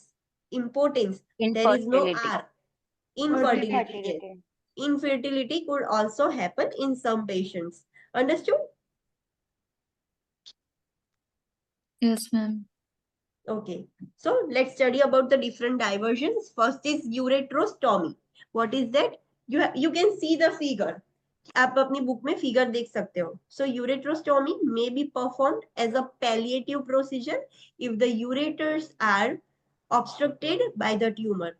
Ureterostomy कब करोगे? So जब palliative procedure करनी हो. Palliative means, what do you mean by palliative? Terminal care जरे Yes. सिम्टम्स तो लास्ट केयर है, अभी पेशेंट को उसके साथ ही रहना है, यही दिस इज द लाइफ है. जब लास्ट उसकी केयर हो रही होती है that is a palliative procedure. हम उसको ट्रीट नहीं कर पाते हैं. कैंसर में ऐसे पैलिएटिव केयर, पैलिएटिव कीमोथेरेपी आती है. उससे क्या होगा? पेशेंट का कैंसर क्योर नहीं हो जाएगा बट उस जब तक वो जिंदा रहता है तब तक उसको कीमोथेरेपी लेनी ही है, सो एटलीस्ट वो अच्छे से जी सके. So as a palliative procedure हम यूरेट्रोस्टोमी करते हैं जब यूरेटर्स ऑब्स्ट्रक्टेड हो जाते हैं due to the tumour by the cancer. So उसका कट करके डायरेक्टली यूरेटर एब्डोमेन पर ओपन कर देंगे. The ureters are attached to the surface of abdomen where the urine flows directly into the drainage appliance. The client must wear a pouch.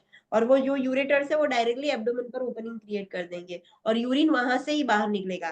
So the client will require the drainage appliance. जैसे colostomy bag होती है वैसे वो bag उसको पहननी पड़ेगी. The client must wear a pouch. Pouch के बगैर वो नहीं रह सकता, नहीं तो यूरिन completely लीक होना स्टार्ट हो जाएगा. Potential problems includes infection, skin irritation, and obstruction to the urinary flow as a result of strictures at the opening. Yes. यूरेट्रोस्टोमी के कॉम्प्लिकेशंस क्या है, प्रॉब्लम्स क्या है? सो उससे इन्फेक्शन हो सकता है बिकॉज डायरेक्टली ओपन है. सो सीधा अगर इन्फेक्शन हो गया बैक्टीरिया से सो सीधा किडनीज तक इजीली पहुंच जाएगा. स्किन इरिटेशन हो जाएगा वहां पर बिकॉज कंटिन्यूसली यूरिन स्किन के कांटेक्ट में आएगा. And there might be an obstruction. वो जो ओपनिंग किया है, स्टोमा किया है, so there is a stricture. Stricture means narrowing चाहिए.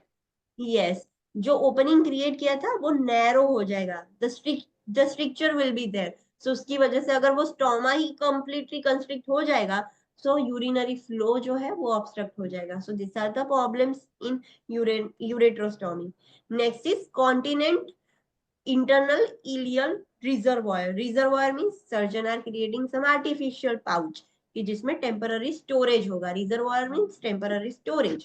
So a cock pouch is a continent internal ileal reservoir created from a segment of ileum and ascending colon. Kock pouch उसका नाम दिया गया है. So doctor will create a reservoir. कैसे बनाएंगे reservoir, वो pouch कैसे बनाएंगे कॉक पाउच? सो इलियम और असेंडिंग कोलन, जो लास्ट पार्ट ऑफ इंटेस्टाइन और जो first part of large intestine है, वो दोनों कनेक्ट करके एक आर्टिफिशियल पाउच जैसा बनाएंगे. Other types include Mainz and Florida pouch system. Kock pouch ileum और असेंडिंग कोलन मिक्स करके बनाते हैं doctor. There are other different forms of pouch also, Mainz pouch, Florida pouch, but commonly used is cock pouch. The ureters are implanted into the sides of the reservoir and a special nipple valve is constructed to attach the reservoir to the skin. Yes. अभी जो pouch बना दिया है वो अंदर है. ये भी 2 स्टेप में ही होती है. पहले सर्जरी होती है पाउच बनाने की. पहले एक बार पेशेंट एडमिट होगा, सर्जन वो पाउच बनाएगा, पेशेंट को डिस्चार्ज कर देंगे. जब तक वो पाउच नॉर्मल हो जाता है देन फिर से पेशेंट एडमिट होगा and now the ureters are attached to that pouch. अभी पाउच कंप्लीटली हील हो गया है. Now the pouch can perform his function well. So second बार पेशेंट एडमिट होगा तब उसके यूरेटर्स वो पाउच से कनेक्ट कर देंगे और उसका ओपनिंग डायरेक्ट नहीं होगा, स्टोमा जैसा नहीं होगा. There is a valve, nipple जैसा वाल्व होगा एब्डोमेन पर जिसके वो रिजर्वायर से डायरेक्ट कनेक्टेड होगा. तो जब भी यूरिन निकालना होगा तो पेशेंट को मैन्युअली निकालना पड़ेगा. स्टोमा में कैसा होता है कि वो ओपन ही होता है, खुद से निकलता ही रहता है, बट इसमें वाल्व जैसा होगा. सो पेशेंट को निकालना पड़ेगा manually. Post operatively the client will have a urinary catheter in place to drain the urine continuously until the pouch has healed. जब तक वो पाउच हील नहीं हो जाता, सर्जरी के बाद यूरेटर्स लगा दिए हैं नाउ, जब तक वो सर्जरी के बाद पाउच हील नहीं हो जाता तब तक there is a urinary catheter. वो यूरिनरी कैथेटर डाला हुआ होता है कि कंटिन्यूअसली यूरिन आता रहे. There must not be any storage in the pouch. अभी उसको हील करना है सो स्टोरेज नहीं होना चाहिए. So there is a catheter कि जिससे कंटिन्यू जैसे यूरिन आएगा कैथेटर से बाहर निकल जाएगा जब तक वो हील नहीं हो जाता. The urinary catheter is irrigated gently with normal saline to prevent the obstruction from mucus or clots. अभी सर्जरी हुई है so there will be a production of mucus, blood clots वैसा सब अंदर होता है. So उससे क्लॉट ना हो जाए वो कैथेटर, इसके लिए हमें रेगुलरली थोड़े थोड़े अमाउंट से इरिगेट करना पड़ेगा कि जिसकी वजह से वो क्लॉट ना हो जाए और यूरिन निकलता रहे. Following the removal of urinary catheter, the client instruct Following the removal of urinary catheter, the client is instructed in how to self-catheterize to drain the reservoir at 4 to 6 hour intervals. Patient का हमने catheter निकाल दिया है. We know कि वो nipple वाल वाला है. so खुद से यूरिन बाहर नहीं आएगा. So जब भी यूरिन निकालना होगा so पेशेंट को खुद से सेल्फ कैथेटराइज करना होगा. और कब करना है? Every 4 to 6 hour intervals. हर 4 से 6 घंटे तक वो यूरिन स्टोर करता है, देन उसकी कैपेसिटी खत्म हो जाती है और पेशेंट को खुद से कैथेटराइज करके वो यूरिन बाहर निकालना होगा.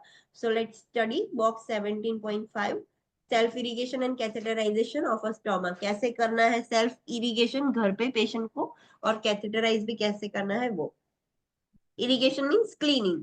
So instruct the client to wash hands and use clean technique. हमें पेशेंट को बोलना है कि हैंड वॉशिंग करना है और क्लीन टेक्निक यूज करनी है. Why clean not sterile? घरे sterility it ના is not equipment पूरा possible prep to follow the sterile technique at home. So clean technique से ही करना होगा, घर पे sterile technique possible नहीं है. So instruct the client to use a catheter and a syringe, instill 60 ml of normal saline or water into the reservoir and aspirate gently or allow to drain.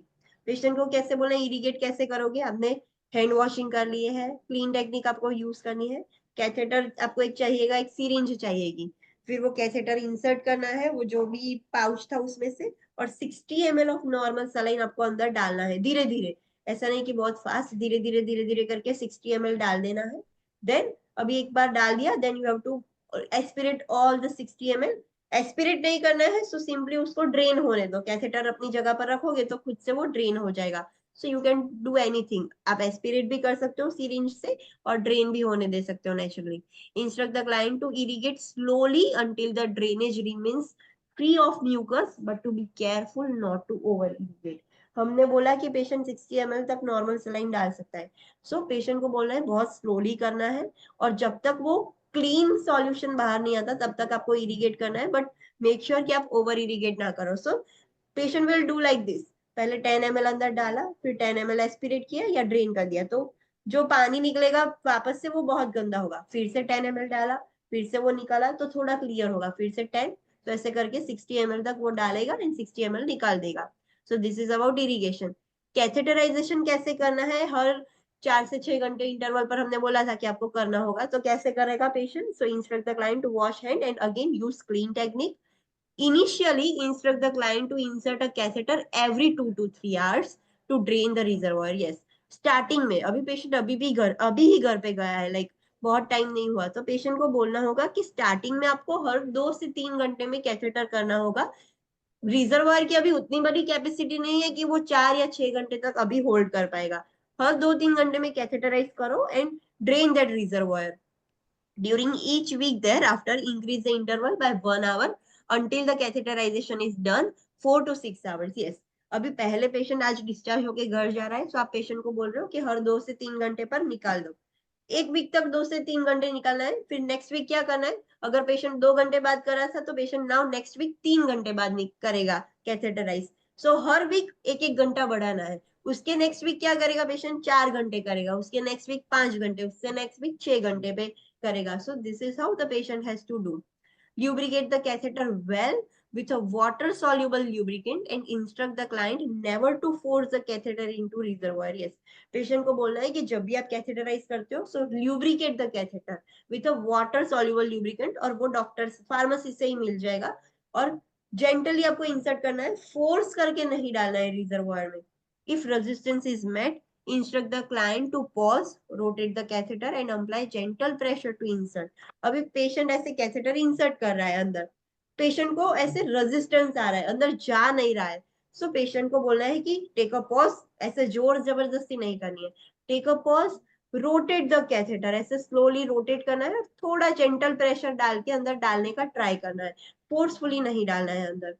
Instruct the client to notify the surgeon if the client is unable to insert the catheter. Patient ने सारे try कर दिए, like ऐसे slowly gently भी insert करने का try कर लिया, फिर भी कैथेटर इंसर्ट नहीं हो रहा है, so the patient has to notify the PSCP कि मेरे से कैथेटर इंसर्ट नहीं हो रहा है. जबरदस्ती उससे नहीं करना है, otherwise it will create injury. When urine has stopped, instruct the client to take several deep breaths and gently move the catheter in and out 2 to 3 inches to ensure the pouch is empty.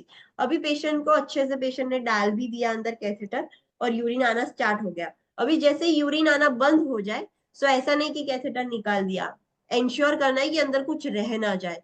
So patient को क्या बोलना है कि several deep breaths, वैसे inhale exhale करोगे, so there is a movement in the abdomen, और जो residual urine है वो भी निकल जाएगा. Otherwise what you can do, in and out, ऐसे 2 to 3 टाइम्स, ऐसे 2 इंचेस 3 इंचेस ऐसे इन एंड आउट करके ऐसे पूरा मूव करोगे, सो जितना भी यूरिन है वो सब निकल जाएगा और पाउच कंप्लीटली एम्प्टी हो जाएगा. Instruct the client to withdraw the catheter slowly and pinch the catheter when withdrawn so that it does not leak the urine. Yes, जब भी अब सब यूरिन निकल गया, पेशेंट ने इन एंड आउट करके भी देख लिया, and now the no urine is coming out, इसका मतलब कि पाउच कंप्लीटली एम्प्टी हो गया है. सो पेशेंट को बोलना है कि धीरे धीरे कैथेटर विड्रॉ करना है, but you have to pinch, वो जो पोर्शन है वो पिंच करना है, अगर पिंच नहीं करोगे so there will be a back flow, और सब स्किन कपड़े सब गंदे हो जाएंगे, लीकेज हो जाएगा। सो कैथेटर ऐसे पिंच करके रिमूव करना है, सो जो भी कैथेटर में है वो बाहर ना निकल जाए। Instruct the client to carry catheterization supplies with them. Client को बोलना होगा कि वो जो कैथेटर आप करते हो, ल्यूब्रिकेंट, जेली, सीरिंज, सब सप्लाईज आपको लेकर ही घूमना होगा, बिकॉज क्लाइंट हर 6 घंटे में तो घर नहीं आ सकता करने के लिए, तो जहां पर भी जाता है उसको लेकर ही जाना होगा। एंड आफ्टर एवरी 4 और 6 आवर्स पेशेंट को खुद से जहां पर भी है वहां पर इंसर्ट करना होगा। Patient has to perform this procedure by his own. Understood? Yes or no? Okay. Next is sigmoidostomy. Sigmoidostomy means with this diversion, urine is diverted into the large intestine, and so that no stoma is needed. इसमें क्या होगा, जो ureters है urine कहाँ पर divert करेंगे, large intestine, that is the sigmoid colon. Sigmoid colon पर ही उसको डाइवर्ट कर देंगे, and there is no requirement of stoma. Stoma की जरूरत ही नहीं है। यूरिन कहाँ से निकलेगा, फ्रॉम द एनस, जहां से स्टूल पास करता है पेशेंट उसके साथ साथ ही यूरिन निकलेगा। तो urine is excreted with the bowel movement, जब भी पेशेंट स्टूल पास करेगा तभी यूरिन निकलेगा। But bowel incontinence can result, उससे बॉवल इनकॉन्टिनेंस होगा। कैसे? जितना फ्रीक्वेंटली स्टूल आता है उतना फ्रीक्वेंटली यूरिन आएगा। स्टूल हर दिन में एक बार आता है या फिर 2 बार, बट यूरिन तो आफ्टर एवरी 4 और 5 आवर्स यूरिन प्रोडक्शन होगा। सो पेशेंट को फ्रीक्वेंटली लाइक बॉवल इनकॉन्टिनेंस जैसा ही होगा, पेशेंट को बार बार यूरिन करने के लिए जाना होगा through the anus. So bowel incontinence can result.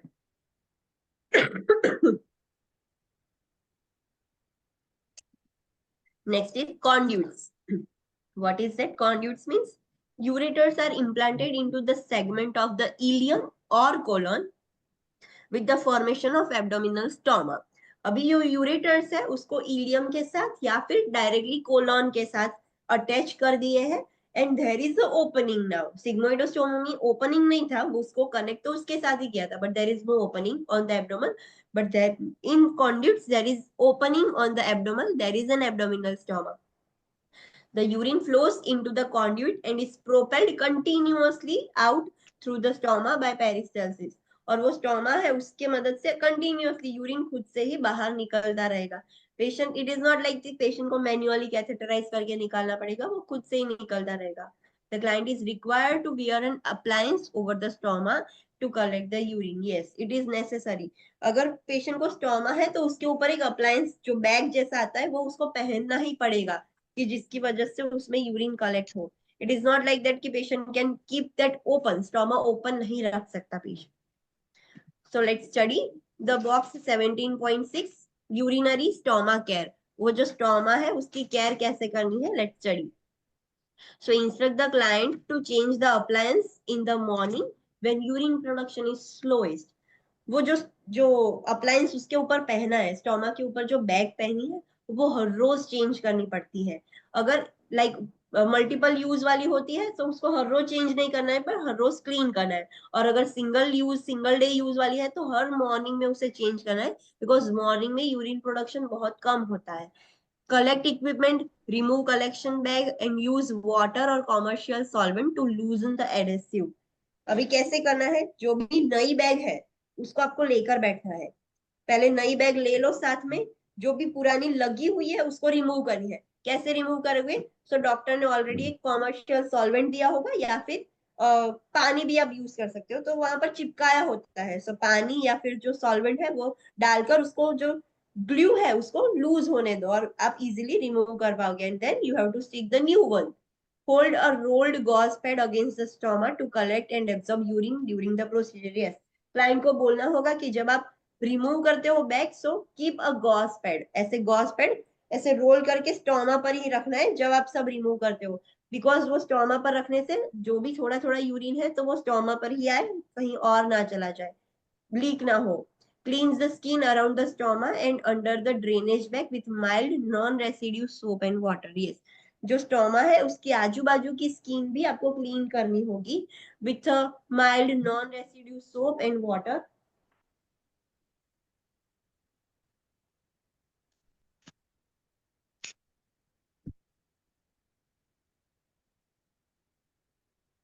Okay. Inspect the skin for excoriation and instruct the client to prevent skin urine from coming into the contact with skin. जब भी patient हर रोज उसको change करता है, सो patient को देखना है कि whether there is a skin peeling, excoriation हुआ है या नहीं. अगर क्लाइंट को बोलना है कि प्रोटेक्ट योर स्किन, जब जब यूरिन उसके स्किन की कांटेक्ट में आएगा तो स्किन इरिटेशन होगा. सो दैट्स व्हाई प्रोटेक्ट करो आपकी स्किन को, लाइक गॉस पैड यूज करो, बट यूरिन को कांटेक्ट में मत आने दो स्किन के.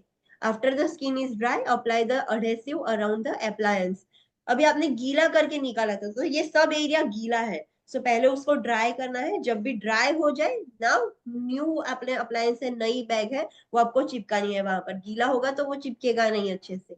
Instruct the client to cut the stoma opening of the skin barrier just large enough to fit over the stoma, no more than 3 mm larger of the stoma. Yes, जो bag patients लगाते हैं, आपने कभी देखा होगा, सो उनको cut करनी होती है, उस पर पूरा ग्लू होता है. जब हम जैसे पेशेंट पर हम डायनाप्लास्ट लगाते हैं तो कैसे उनकी साइज का कट करके लगाते हैं, सो सेम लाइक वैसे स्क्वायर आता है और उसको पेशेंट को कट करना होता है.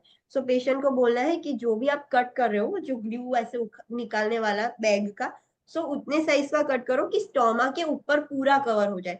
छोटा होगा तो स्टोमा बाहर से लीक हो जाएगा, बहुत बड़ा होगा तो भी उसका काम का नहीं है. सो मेक श्योर कि वो स्टोमा से कितना बड़ा हो, 3 mm तक ही बड़ा हो, उससे ज्यादा बड़ा नहीं कट करना है. सो अगर इतना स्टोमा है, सो 3 mm मीन्स इतनी बॉर्डर एक्स्ट्रा रखनी है हमें. Instruct the client that stoma will begin to shrink, requiring a smaller stoma opening on the skin barrier. Yes, जैसे जैसे टाइम जाएगा स्टोमा धीरे धीरे हील होके स्कार टिश्यू बन के श्रिंक हो जाएगा. सो पहले आप जितना कट करते थे उससे अभी कम कट करना पड़ेगा, छोटी साइज का कट करना पड़ेगा. Apply the skin barrier before attaching the appliance. Yes, जब भी आप अप्लायंस लगाते हो, appliance means bag, and skin barrier जो आप चिपकाते हो वो, सो पहले स्किन बैरियर लगाओ, फिर उसके ऊपर वो बैग लगाना है. डायरेक्टली बैग नहीं लगानी है, पहले पहले ऊपर वो चिपकाना है स्किन बैरियर. वो for example this is a skin barrier, so this is a stoma. So patient ऐसे 2-way टेप जैसा होता है, यहाँ पर भी चिपकता है, पीछे भी चिपकता है. सो पहले पेशेंट स्किन बैरियर लगाएगा, वो रिमूव करके ग्लू वाला पोर्शन वो चिपक गया ना, उसके ऊपर पेशेंट बैग चिपका देगा. So this is how patient has to apply. Place the appliance over the stoma and secure in place. अभी जो भी बैग है, जो भी अप्लायंस है, वो स्टोमा पर लगाने हैं और मेक श्योर कि ऐसे कंप्लीटली प्रेस करके सिक्योर कर दे, वो निकल ना जाए. Encourage self care, teach the client to use a mirror. Yes, patient को सेल्फ केयर एनकरेज करनी है कि वो जो एरिया है आपको हाइजीन मेंटेन करनी है. And you can also use the mirror. Mirror के सामने बैठकर करोगे तो आपको इजीली अच्छे से कंप्लीटली आपको अच्छे से पाएगा. Instruct the client that the pouch may be drained by a bedside or leg bag, especially at night. अगर नाइट में वो पाउच ऐसे भर गया है, जब भी पाउच भर जाता है तो उसको एम्प्टी करना पड़ता है. बट अगर पेशेंट सो रहा है, नाइट में पाउच भर जाता है, तो patient can keep a bed side, ऐसे कुछ कंटेनर जैसा रख सकता है. सो बेड साइड ही ऐसे एम्प्टी कर सकता है. बट अगर दिन में है, so go for the washroom, washroom में जाकर एम्प्टी करो. बट नाइट टाइम में ऐसे वो कर सकता है, it is allowed. Instruct the client to empty the urinary collection bag when it is 1/3 full to prevent the pooling of appliance and leakages. जो बैग है, जो अप्लायंस है, वो 1/3 फुल हो जाए, लाइक कंप्लीटली फुल नहीं करनी है, थोड़ी स्पेस अंदर बाकी हो तभी उसको एम्प्टी कर देनी है. अगर पूरी फुल कर दोगे, so there will be a weight, वो वजन की वजह से वो चिपका हुआ होगा, वो निकल जाएगा and there will be a leakage. So patient को बोलना है कि 1/3 फुल हो जाए तो उसको रिमूव ही कर देना है, यूरिन खाली कर देना है. Instruct the client to check the appliance seal if perspiring occurs. Yes, अगर पेशेंट को स्वेटिंग ज्यादा हो रहा है, सो फ्रीक्वेंटली उसको चेक करना पड़ेगा, बिकॉज परस्पिरेशन से क्या होगा, वो ग्लू रिमूव हो जाएगा. सो अप्लायंस फ्रीक्वेंटली चेक करना पड़ेगा अगर उसको ज्यादा पसीना होता है तो. Instruct the client to leave the urinary pouch in place as long as it is not leaking and to change it every 5 to 7 days. Yes, जो पाउच है, अगर मैंने बोला कि रीयूजेबल वाला हो, सो पेशेंट 5 से 7 दिन तक उसको एक ही पाउच यूज कर सकता है. There is no need to change the pouch. अगर वो लीकेज नहीं हो रहा है, लीकेज हो रहा है, सो 2 दिन में चेंज कर दो. But if there is no leakage, तो 5 से 7 दिन तक वो रख सकता है and patient can change it every 5 to 7 days. During appliances change, leave the skin open to air for as long as possible. Yes, जब भी आप ऐसे पाउच चेंज करते हो, जो अप्लायंस चेंज करते हो, तो स्किन को ओपन रखो एयर के कांटेक्ट में रखो, बिकॉज वहां पर कंप्लीटली ऑलवेज क्लोज ही होता है, so the skin is moist, so उसको ड्राई होने दो। Use a karaya free product because urine erodes karaya. Karaya ऐसा एक सब्सटेंस आता है जो कोलोस्टोमी बैग वाले पेशेंट, ऐसे यूरेट्रोस्टोमी बैग वाले पेशेंट यूज करते हैं। सो आपको पेशेंट को बोलना है कि कराया फ्री वाले प्रोडक्ट्स यूज करने हैं, बिकॉज कराया इरोजन होता है। इरोजन मीन्स वो आयन कैसा इरोड हो जाता है, क्या बोलते हैं उसे, इरोजन मीन्स जंग लग जाता है। सो पेशेंट को बोलना है कि कराया होता है वो इरोड हो जाता है, so that's why you have to use the karaya free products. To control odor, instruct the client to drink adequate fluids, wash the appliance thoroughly with soap and lukewarm water, and soak the collection pouch in a dilute white vinegar for 20 to 30 minutes. Yes, patient को आप क्या बोलोगे कि अगर urine का bag है, so there will be a smell of urine, so patient को बोलना है कि अगर आपको ओडर कंट्रोल करनी है तो ज्यादा पानी पियो, सो उससे डाइल्यूटेड यूरिन आएगा and there will be decrease amount of smell. फिर आप वो जो अप्लायंस है वो आफ्टर 5 to 7 days चेंज करोगे, बट रोज उसको ओपन करके वो बैग तो क्लीन करनी होगी ना, 5 से 7 दिन तक ऐसी गंदी बैग तो नहीं रख सकते, तो रोज उसको निकालते हो, सो सोप और ल्यूक वाटर से क्लीन करो। वो जो पाउच है उसको व्हाइट विनेगर में 20 से 30 मिनट तक डीप करके रखो, सो उससे वो कंप्लीटली क्लीन हो जाएगी। A special deodorant tablet can also be placed into the pouch while it being warm. और उसकी एक स्पेशल टैबलेट भी आती है, जब भी पेशेंट ऐसे पाउच वॉर्म कर रहा है, सो टैबलेट पाउच में डाल देनी है, सो उससे अच्छी स्मेल आती रहेगी। Instruct the client to take the bath to keep the level of water below the stomach and to avoid the oily soap. Patient को बोलना है कि जब भी आप बात करते हो, नहाते हो, सो मेक श्योर कि स्टोमा के अंदर पानी ना जाए, सो पानी का लेवल स्टोमा के नीचे होना चाहिए, नॉट ऑन और अबव द स्टोमा। और जो ऑयली सोप्स है वो यूज नहीं करने हैं। If the client plans to shower, instruct the client to direct the flow of water away from the stoma. अगर पेशेंट बाथिंग टब बाथ ऐसे नहीं कर रहा है, शावर ले रहा है, तो पेशेंट को बोलना है कि शावर लेते वक्त ध्यान रखो कि पानी का जो फ्लो है वो स्टोमा पर ना हो, स्टोमा से दूर हो, डायरेक्टली स्टोमा पर ना हो, अलग होना चाहिए, अवे फ्रॉम द स्टोमा होना चाहिए। Understood? Yes. What are the complications of this? Stoma की कॉम्प्लिकेशंस क्या है? सो कॉम्प्लिकेशंस इंक्लूड्स ऑब्स्ट्रक्शंस हो सकता है, पाइलोनेफ्राइटिस हो जाएगा, बिकॉज ओपनिंग है, सो डायरेक्टली अगर इंफेक्शन हो जाएगा तो किडनी तक चला जाएगा। Leakage at the anastomosis site, जो स्टोमोसिस, एनास्टोमोसिस क्या है, व्हाट इज एनास्टोमोसिस? जहां पर दो चीजें कनेक्ट की है, यूरेटर और सिग्मोइड कॉलन कनेक्ट किया है, सो वहां पर भी लीकेज हो सकता है। स्टेनोसिस भी हो सकता है। What is stenosis? Yes, constriction. Yes, narrow हो सकता है, हाइड्रोनेफ्रोसिस हो सकता है, कैल्कुलाई हो सकता है, स्किन इरिटेशन एंड अल्सरेशन हो सकता है, और स्टोमल डिफेक्ट्स भी हो सकते हैं। So this are the complications. Any doubt in this? Okay, so Yeah. from tomorrow onwards, we will see the pre-operative and post-operative interventions, because ये surgery, urinary diversion में surgery करनी पड़ेगी। So let's see, let's do a quick revision. आज हमने क्या देखा? So today we have seen urinary catheter care, कैसे care करनी है, how to clean the perineal area and catheter, वो हमने देखा। Then catheter insertion कैसे करना है, catheter remove कैसे करना है, insertion की procedure देखी, रिमूवल की प्रोसीजर देखी। यू शुड नो ये कैसे क्वेश्चंस में काम लगेगा, like require the further follow up, to know the understanding of junior nurses better, student nurses better, उसमें ऐसे सब क्वेश्चंस होंगे। डायरेक्टली क्वेश्चंस नहीं होंगे, बट ऐसे साटा क्वेश्चंस में होगा कि इसमें से कौन सा स्टेटमेंट रॉन्ग है, कौन सा स्टेटमेंट राइट है, तो यू शुड नो कि this is the correct procedure and other than this is incorrect procedure, so उसमें आपको इजी रहेगा।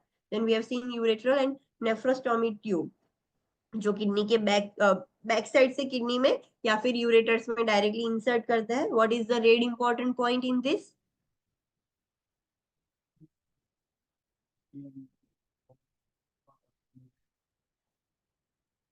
If it is not coming, yes, online student, what is the read important point?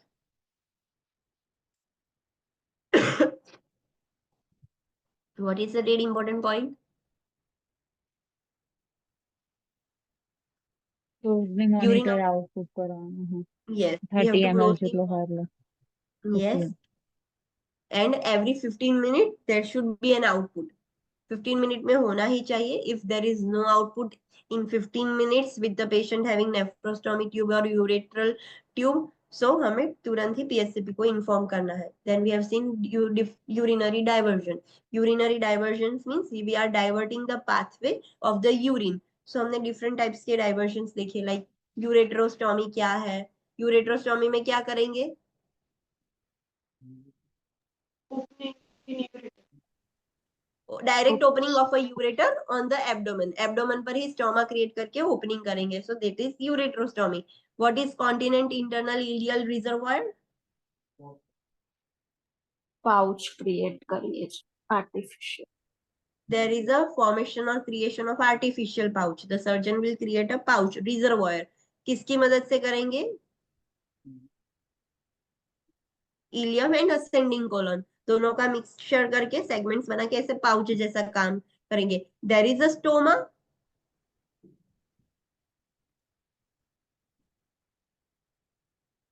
There is an opening but वो खुद से urine बाहर नहीं निकलेगा. There is a valve on the opening. Abdomen पर एक वाल्व होगा. सो निपल वाल्व जैसा होगा. So how the urine will come out then?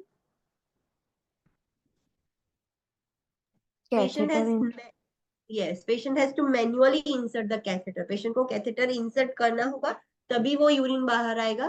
बाकी पेशेंट का यूरिन खुद से ऐसे अपने आप से बाहर नहीं आ सकता. सो पेशेंट को हमें सिखाना होगा कि how to do the self irrigation, how to do the self catheterization. So that we have studied. Then we have seen sigmoidostomy. What is that? Sigmoidostomy means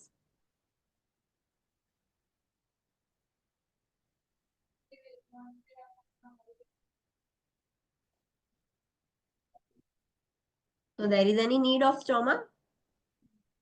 No. Okay, so ureters are directly anastomosed to the large intestine. Sigmoid colon पर ही ऐसे connect कर देते हैं. And there is no requirement of stoma opening on the abdomen. वो सारा urine large intestine that is anus से ही बाहर निकल जाए. What is conduits?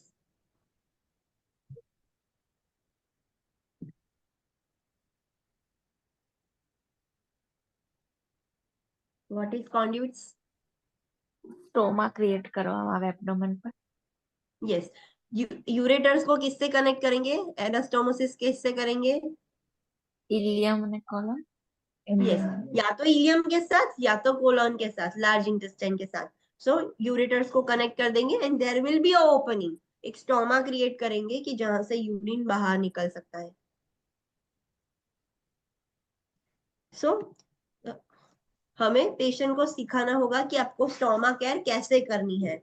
So we will teach the patient how to change the bag, how to maintain the hygiene. So ये सब हम पेशेंट को सिखाएंगे. What are the complications? अब ये कॉन्ड्यूट्स करते तो उसके कॉम्प्लिकेशंस क्या है? There might be risk of obstruction, pyelonephritis, leakage at the anastomosis site जहां पर कनेक्शन दिया गया है अंदर, लाइक इंटेस्टाइन, लार्ज इंटेस्टाइन और स्मॉल इंटेस्टाइन के वक्त, तो वहां पर लीकेज हो सकता है. अगर वहां पर लीकेज होगा तो सारा यूरिन अंदर पेरिटोनियल स्पेस में चला जाएगा and it can create peritoneal. Anastomosis site है अंदर एब्डोमेन के अंदर, वहां पर लीकेज हो रहा है. So it will create urine peritoneal cavity में लीक होगा. So it will create Peritonitis. Peritonitis. Yes, stenosis हो सकता है, hydronephrosis, कैल्कुलाई, skin irritation, ulceration, and stomal defects. These are the complications. Any doubt in this? No. Yes or no? Okay. So tomorrow you are having a test, and tomorrow instead of studying, we are doing review meeting. So normally सारे students को जैसे lecture के लिए आप join होते हो वैसे lecture के लिए join होता है. But instead of studying, we are conducting a review meeting. Review meeting है कल. So आपको जो भी आपका जो syllabus tracker sheet आपको दी है वो आपके पास रखनी है. You have to keep the record. I will ask you कि कितने चैप्टर्स खत्म हुए हैं आपकी साइड से, मैडम की साइड से. तो tomorrow we are doing a review meeting. Understood? Yes, ma'am. Yes ma'am. Okay. Madam મારે તમને પૂછવું હતું કઈ. યસ. આ તમે જે ટેસ્ટ લેવાની વાત કરો છો ને એમાં 12 થી 15 નું મારે થયું છે, પણ આ MSN નું તમે કીધું એ મારે હજુ નહીં થયો, તો એના માટે શું કરું? ટેસ્ટ આપું કે નહીં? So if you want to give the test for mental health nursing, you can give. There is no any restrictions. But if you are feeling कि मैंने अभी study नहीं किया, so I don't want to give, so you cannot give. There are two different links. दो link होगी. एक link FON के test के लिए होगी, एक link mental health nursing के लिए होगी. So you want to give FON test, so only open the FON link. If you don't want to give MHN link, don't open that link. और आपको देना है, so वो भी link आप open कर सकते हो. It's up અને to you. તમે જ બધા કવર કરી લેશો ને? કારણ કે હું હા, તમારા yes. એકલાના જ અટેન્ડ કરી રહી છું, કારણ કે હું બીજા કોઈના મારો ટાઈમ મને નહીં સેટ થતો, કારણ કે ટાઈમ Yes, no એડજસ્ટમેન્ટ બહુ ઘણું બધું લાંબુ પડી જાય છે. Yes, yes. Each and every ma'am will cover the full syllabus. मुझे भी पूरा सिलेबस कंप्लीट करना है, वो दो मैडम भी है, वो भी पूरा सिलेबस कंप्लीट करेंगे. It is not like that कि एक चैप्टर मैं पढ़ाऊंगी, एक चैप्टर वो ma'am. It is not like that. સારું છે. Okay, Okay. Any other doubts? Thank you. No. So today I will share the link, पर लिंक कल ओपन होगी. आज मैं शेयर कर दूंगी, बट वो कल 9 AM से ओपन होगी. एंड रूल्स यू नो, एक ही बार लिंक ओपन होगी. सो मेक श्योर कि आपका नेटवर्क जोन बराबर हो, because some students are experiencing कि सबमिट नहीं हो रहा है. So due to the poor network वो सबमिट नहीं हो पाएगा. सो मेक श्योर कि आप अच्छे नेटवर्क जोन में एक फिक्स टाइम में आप दो टेस्ट. आपको टेस्ट ये क्वेश्चन कितने मार्क्स का है वो भी पता नहीं चलेगा. And the time you can also not identify कि कितना टाइम चल रहा है. So for that you can keep a stop watch with you, another mobile phone या फिर कोई स्टॉप वॉच ऐसे आप रख सकते हो. And you can give the test in a time limit. Understood? Saturday Yes. Sunday બે દિવસ લિંક ઓપન રહેશે એવું છે. Yes, yes. From Saturday 9 AM to Monday 9 AM, the link will stay open. Okay, So whole Saturday is there and whole Sunday is there. और जब भी आप submit करते हो टेस्ट में, आपने कंप्लीट कर दिया and due to network error आप तुरंत बाहर निकल गए, सो आपको आप जब फिर से एंटर करोगे, so your answers will be gone. आपको फिर से स्टार्ट करना होगा. सो मेक श्योर कि ऐसा ना हो, नेटवर्क प्रॉपर हो. और जब आप सबमिट करते हो, so there will be a line that your answers have been recorded successfully. If you are reading that line, then and then only consider कि आपके record हो गए answer. If there is no any line after submitting, so think कि आपके answers record नहीं हुए हैं. You have to contact me कि आपके वो after appearing for the test वो लास्ट में लाइन नहीं आई थी. So you have to contact me कि मैम मैंने सबमिट किया but there is no any specific line. Otherwise मेरे पास टेस्ट के आपके स्कोर आएंगे ही नहीं जब मैं आपके टेस्ट का रिजल्ट रिलीज करूंगी ऑन मंडे और Tuesday. So you will not get any result because आपके स्कोर्स मेरे पास ही नहीं आए. सो आपका रिलीज कैसे होगा? सो मेक श्योर कि ऐसा ना हो. Okay. Any other doubts? No, ma'am. Okay. Then see you tomorrow at 9 AM. Thank you. Thank you ma'am.